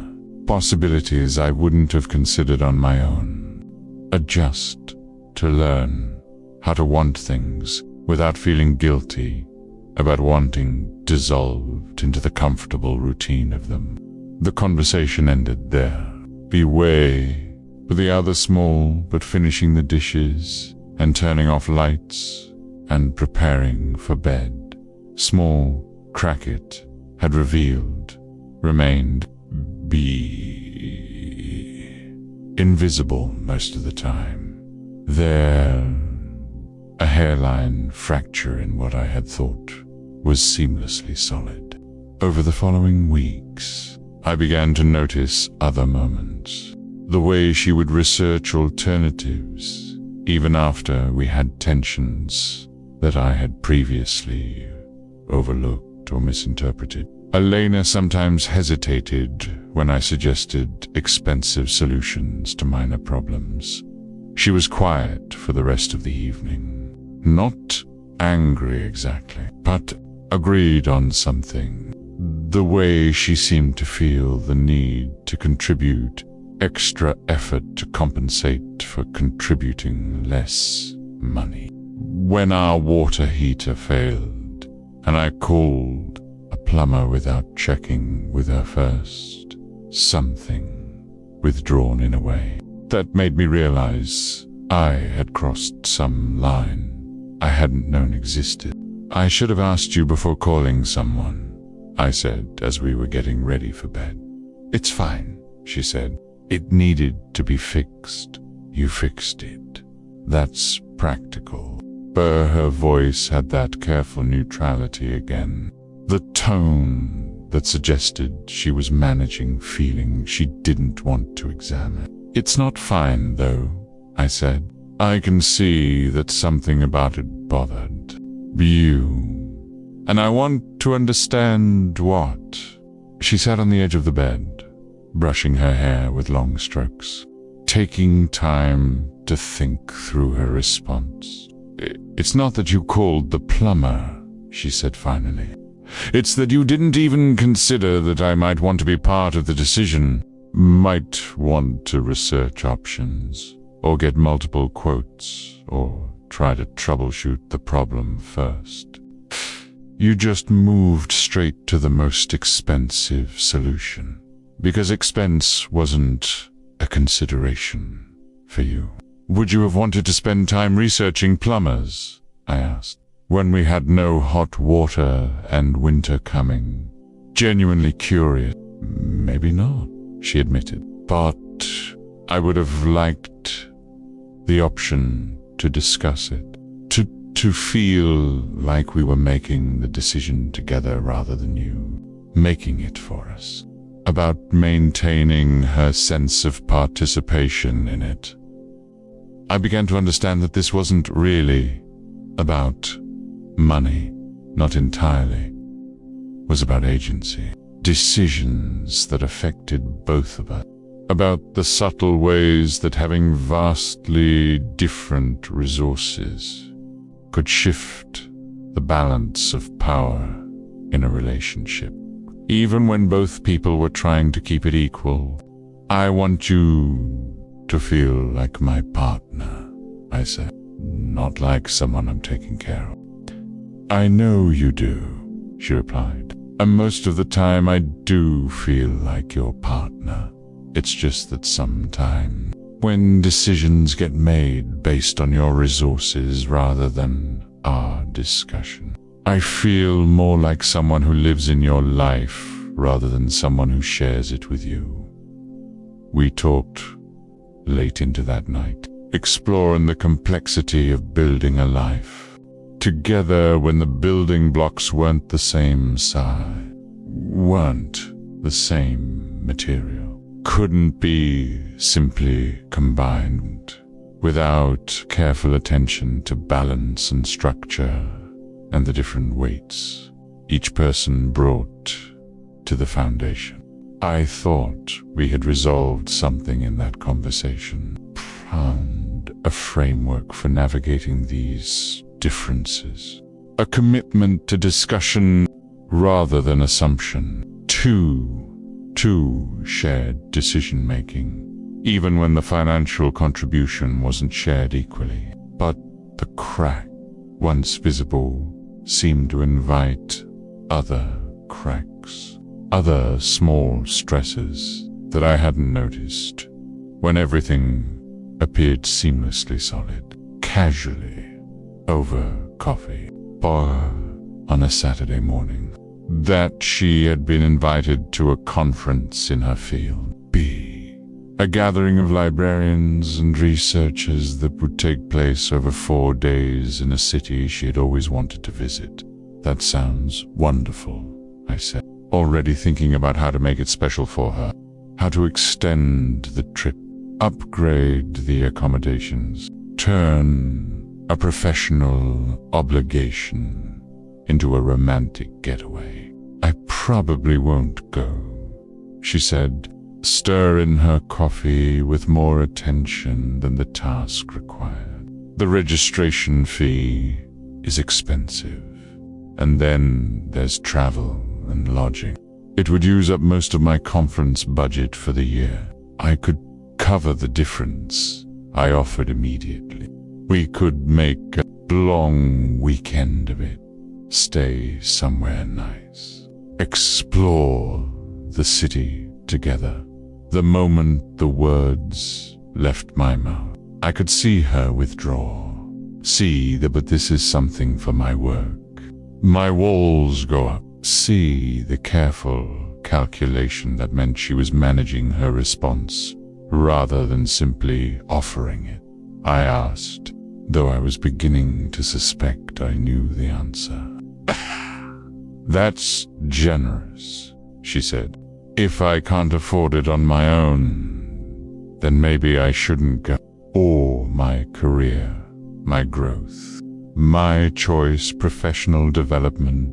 I should pay for it myself. Why? Because it's mine, she said simply. To prioritize. Maybe I need to make different. The words hung in the air like smoke after a match is blown. A cret, then slowly dissipating into something you can only smell.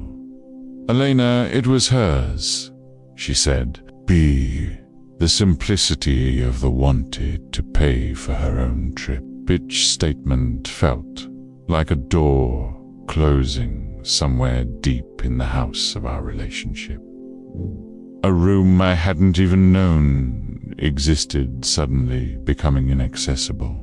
Relief? Bah, of course, I said, and the ease with which I agreed surprised us both. That makes sense. Places, she looked at me then with something I couldn't quite name. Disappointment that I hadn't fought for the right to provide for her. The apartment felt different now, as if the walls had I was learning that there were territories in love I had never mapped. Bore where my money felt, not like generosity, but like trespass. That night she worked late on her laptop, while I sat in my leathered chair. It was expectant, like an empty theater waiting for a play, the one that had cost more than most people's monthly salary. Pretending to read shifted slightly while we weren't looking. The silence wasn't comfortable anymore. Might never begin. I watched her fingers move across the keyboard, efficient and certain. When had I stopped knowing what she was working on? When had her professional life become this foreign country? I realized, with a particular ache that comes with late night, I was no longer invited to visit. Revelations that I knew more about my portfolio's daily fluctuations than about the project that was taking her across the ocean. What's the conference about? I asked. She looked up, blinking as if coming back from somewhere far away. I want urban sustainability, community-driven solutions. She paused, and I, as a group in Vienna, could see her deciding how much to share. Do an incredible work with vertical gardens in low-income housing. I hadn't even known the city. In my mind, her trip had been to see if we can adapt their model. Bite something in my voice. I hadn't thought about the Vienna abstract a destination, a duration, a cost. Morning light in Austrian windows, or the coffee she would drink in, we moved through our routine's coffee, unfamiliar cafes, or the conversations that would happen without me. When you can feel winter approaching, as if we were actors who had, but the shaping her in ways I would never witness. That sounds amazing, I said, and meant it. Must have rung false, because she nodded in that careful way that meant the conversation was over. Like those the days leading up to her departure took on a strange quality. Final weeks of a season leaves haven't yet begun to turn. In the morning, work, dinner, the comfortable choreography of cohabitation, but everything felt rehearsed, forgotten we were supposed to believe in the play. I found myself watching her prepare the careful folding of clothes into her suitcase, the way she organized her presentations on her laptop. Maybe there was an excitement in her movements that I hadn't seen in months, years. She was animated in a way that had nothing to do with me, and I felt the peculiar jealousy of realizing that someone you love has a whole self that exists beyond your influence. My front door, and tasted the morning she left. I offered to drive her to the airport. "The train is easier," she said, not because either of us intended it, but because the way not unkindly. But the refusal felt like another full of details about sessions she'd called twice, messaged sporadically, her door closing. In that last image, I kissed her goodbye at our front door. Something final in it. Sometimes endings announce themselves in the smallest gestures, though. She sent photos of architecture and way. Someone's lips feel distant even while they're touching yours. And beyond it, the suggestion of her hug can feel like both holding on and letting go. She was gone for 10 days. Responses were warm but distracted, attended, and people she'd met. Gardens, and once a sunset from her hotel window. See the reflection of her phone, face, serious and content and somehow separate from everything we had built together. When she returned, she seemed lighter, as if the trip had helped her set down some weight I hadn't realized she was carrying. Over dinner at home, I had cooked, trying to create some sense of celebration. She told me about the conference, about the projects she wanted to pursue. They turned an entire abandoned lot into this cascading colleagues who had become friends. "You should have seen this one installation," she said, her eyes bright with the memory. "Garden system. People from the neighborhood help maintain it. And it's not just about the food. It's about get to share the produce. I already have ownership, about people having agency in their own spaces. But I want to try doing it differently." The words settled between us, like a stone dropped into still water. Agency.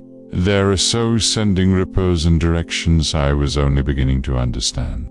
"I want to start something like that here," she continued. "Many empty lots. So many communities that could benefit. Some ideas about funding, as if everything I had provided before had been a mistake. I could help," I said automatically, and watched something in her expression shift. "I know you could," she said quietly. This time. Shortcut that had led us somewhere neither of us wanted to be. The weeks that followed were like watching a relationship dissolve in slow motion. Each day adding another degree of distance until what we had. We were polite with each other, considerate even, but the once thought was solid had become something you could almost see through. Intimacy that had once felt effortless now required work that neither of us seemed willing to do. I tried in the ways I knew how. I bought tickets to shows she mentioned, but wanting to see, made reservations at restaurants I thought she'd enjoy. Each gesture felt like I was speaking a language she no longer understood, offering solutions to problems she hadn't asked me to solve. She tried to, I think, but her efforts were different, smaller, more careful. She would make my coffee in the morning exactly as I liked it, would ask about my day with genuine interest, would curl against me on the couch while we watched television.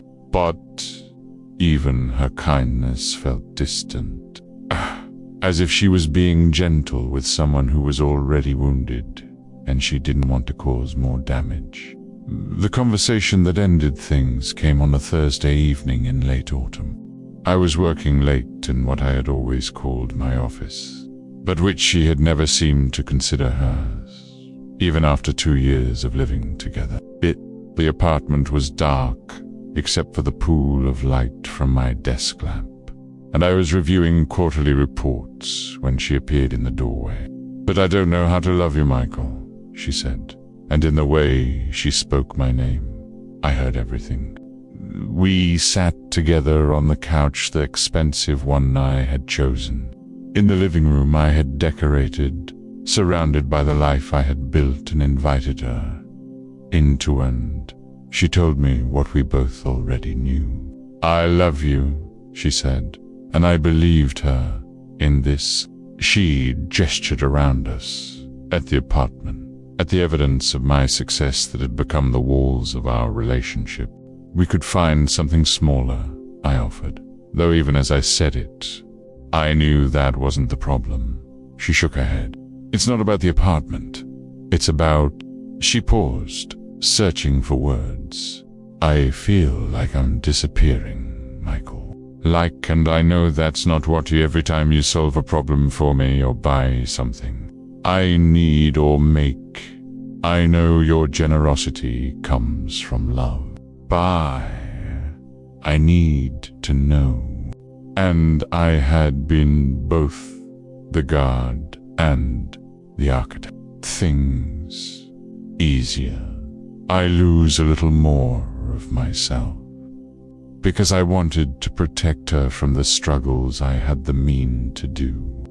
That I can take care of myself, that my life is mine to build, even if it's harder that way. I wanted to argue, to explain that everything I had done was because I loved her. Power to eliminate. I offered to help her find a place, to pay, but as I looked at her face, beautiful and sad and already somehow distant, I realized that my protection had become its own kind of prison. "I understand," I said, though I didn't, not completely. Understanding would come later, in the quiet hours and empty days that followed. She moved out, gradually, over the course of 2 weeks, taking only what Portia brought with her. Pause it to make the transition easier. But she refused with a gentleness that hurt more than anger would have. She had kept it on the windowsill in the kitchen. The last thing she took was a small succulent she had bought shortly after moving in. One of the few things in the apartment that had been entirely her choice, where it caught the morning sun, and I had watched her tend to it with the careful attention she gave to all growing things. "Take care of yourself, Michael," she said as she stood in the doorway with her final box. The plant nestled carefully on top. After she left, I walked through the apartment, taking inventory of what remained. Everything was exactly as it had been, and yet it all felt different, like a museum exhibit of a life that had once been lived here. The kind of quiet that makes the silence was different too, heavier and more complete. Be aware of sounds you had never noticed before. The hum of appliances, distantly walls, the distant whisper of traffic from the street below. Now I poured myself a drink and sat in my expensive chair, looking out at the city lights that had once seemed like proof of something's success, maybe, or victory over the uncertainties that had shaped my youth. Looked like beautiful and distant and completely indifferent to the small human dramas playing out behind all those windows. The apartment feels different when you're the only one who lives in it, even when you've been alone in it before. It's not just the absence of another person's presence, missing shoes by the door, the empty coffee cup that won't appear in the sink, the silence where conversation used to live, becoming both too. It's the way space rearranges itself around solitude, large and small, an echo chamber for thoughts you'd rather not think. I've been alone here for 3 months now, but the bedroom feels impossibly small. when you're lying, and I'm still learning the geography of this loneliness. B. The kitchen feels enormous when you're Elena's succulent, the one she forgot on the windowsill, or thinking about all the ways you failed at. I watered it too much, then too little, then stood watching it slowly. I should have thrown it away weeks ago. Butter cooking, for one, until it was nothing but a small monument to good awake. At 3 a.m, the simple task of loving someone well. Plan die. Thinking I might be capable of keeping something maybe left intentionally alive. Brown, at the edges intentions poorly executed, sits there still, a perfect metaphor for my capacity to destroy things. I find myself wandering through either neglect or excessive attention. The I throw myself into work has become my refuge and my torment. Meetings and reports, and the endless, comfortable abstraction of numbers. But even there, I catch the area that always behave exactly as they're supposed to. Myself, thinking about Elena's words about agency and ownership and the weight of solutions that nobody asked for. About the people behind the investments. The communities that get displaced when we decide a neighborhood is ready for improvement. I didn't plan to look for her. I wouldn't know where to look. Small businesses that disappear when we build something bigger and better and more profitable in their place. Last week, I drove through the part of the city where Elena works. She was always talking about transforming with gardens and community spaces. Anyway, but I found myself slowing down. Studying the faces of people walking on the sidewalks, the empty lots that could become something else, the signs of life persisting in places that my industry would probably consider underutilized. I saw what she meant in a way I never had before. The potential wasn't in the money that could be invested or the improvements that could be. It was in the people who were already there. Imposed from outside, already building lives with whatever materials they had, already creating beauty and community and meaning without anyone's permission or assistance. Elena wanted to support that, to amplify it, not replace it with something shinier and more expensive.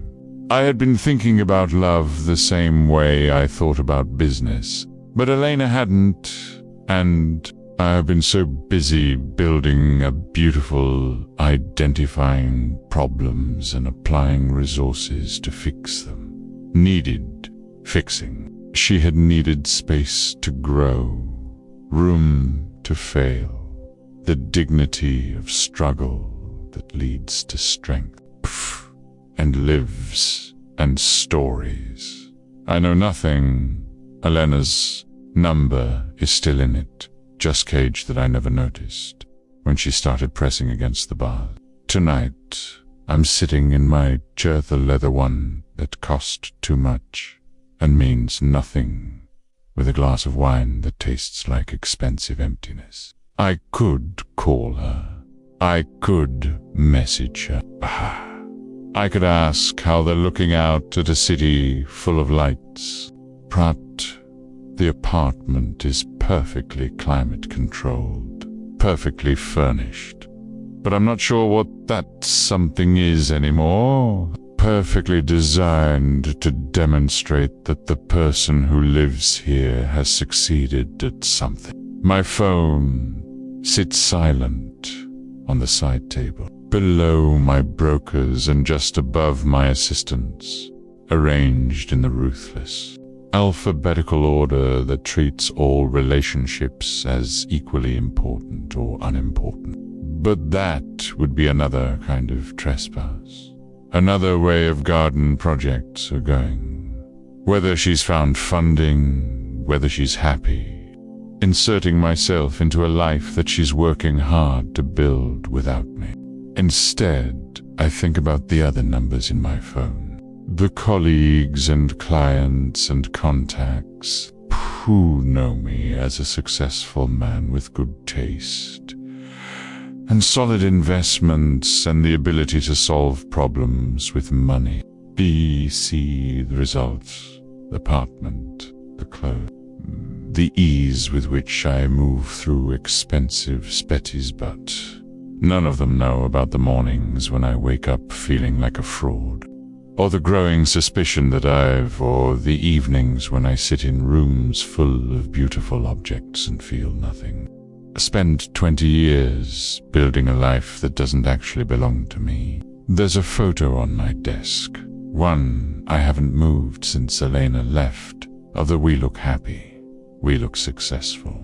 We look like people, two of us at dinner somewhere. I can't remember where, can't remember what we were celebrating. Can only see our faces turned toward the camera with the kind of practiced smile that couples learn to produce for documentation. Who have figured out how to love each other well. I remember now what I couldn't see, then the way Elena's smile, never the way she would sometimes quite reach her eyes in photos like this. As if look around expensive restaurants with an expression I mistook for. There will be problems I can solve with appreciation, but now recognize as something closer to bewilderment. She had ended up in a life that felt like she was trying to understand how visiting someone else's dream. And the city lights blur slightly as I lean back in the butt tonight. There's just a man in his early 40s, sitting, the wine is finished chair. Tomorrow there will be meetings and decisions and the comfortable rhythm of professional success. Money and intelligence and the accumulated wisdom of 20 years in business. Alone in a beautiful apartment, finally beginning to understand the difference between the life he built and the life he wanted to live. I don't know how to start over. I don't know how to take apart 20 years of careful construction and build something different. Something that feels like mine rather than like a monument to someone I'm not sure I ever was. But for the first time since Elena walked out that door carrying her small box and her small plant, I think I want to try. Not because I believe I can win her back. That's another kind of transaction, another way of applying resources to achieve a desire. But because sitting here in this perfect prison I built for myself, before I learned to mistake comfort for outcome, I'm beginning to remember what it felt like to be young and uncertain and hungry for something real. Happiness, security for love, success for worth. The apartment is quiet around me, expensive and empty and waiting. Outside, the city continues its endless conversation with itself, full of people making mistakes and taking chances and building lives that matter to them in ways that can't be measured in dollars or square footage or any of the metrics I have spent my adult life perfecting. Not because tomorrow, I think I'll start learning how to live differently. Catching the light from the window, I let it out slowly, feeling it carry, have a plan, or because I believe will be easy. Because the alternative, continuing to be this man in this beautiful cage, like a kind of death. I'm not ready to accept.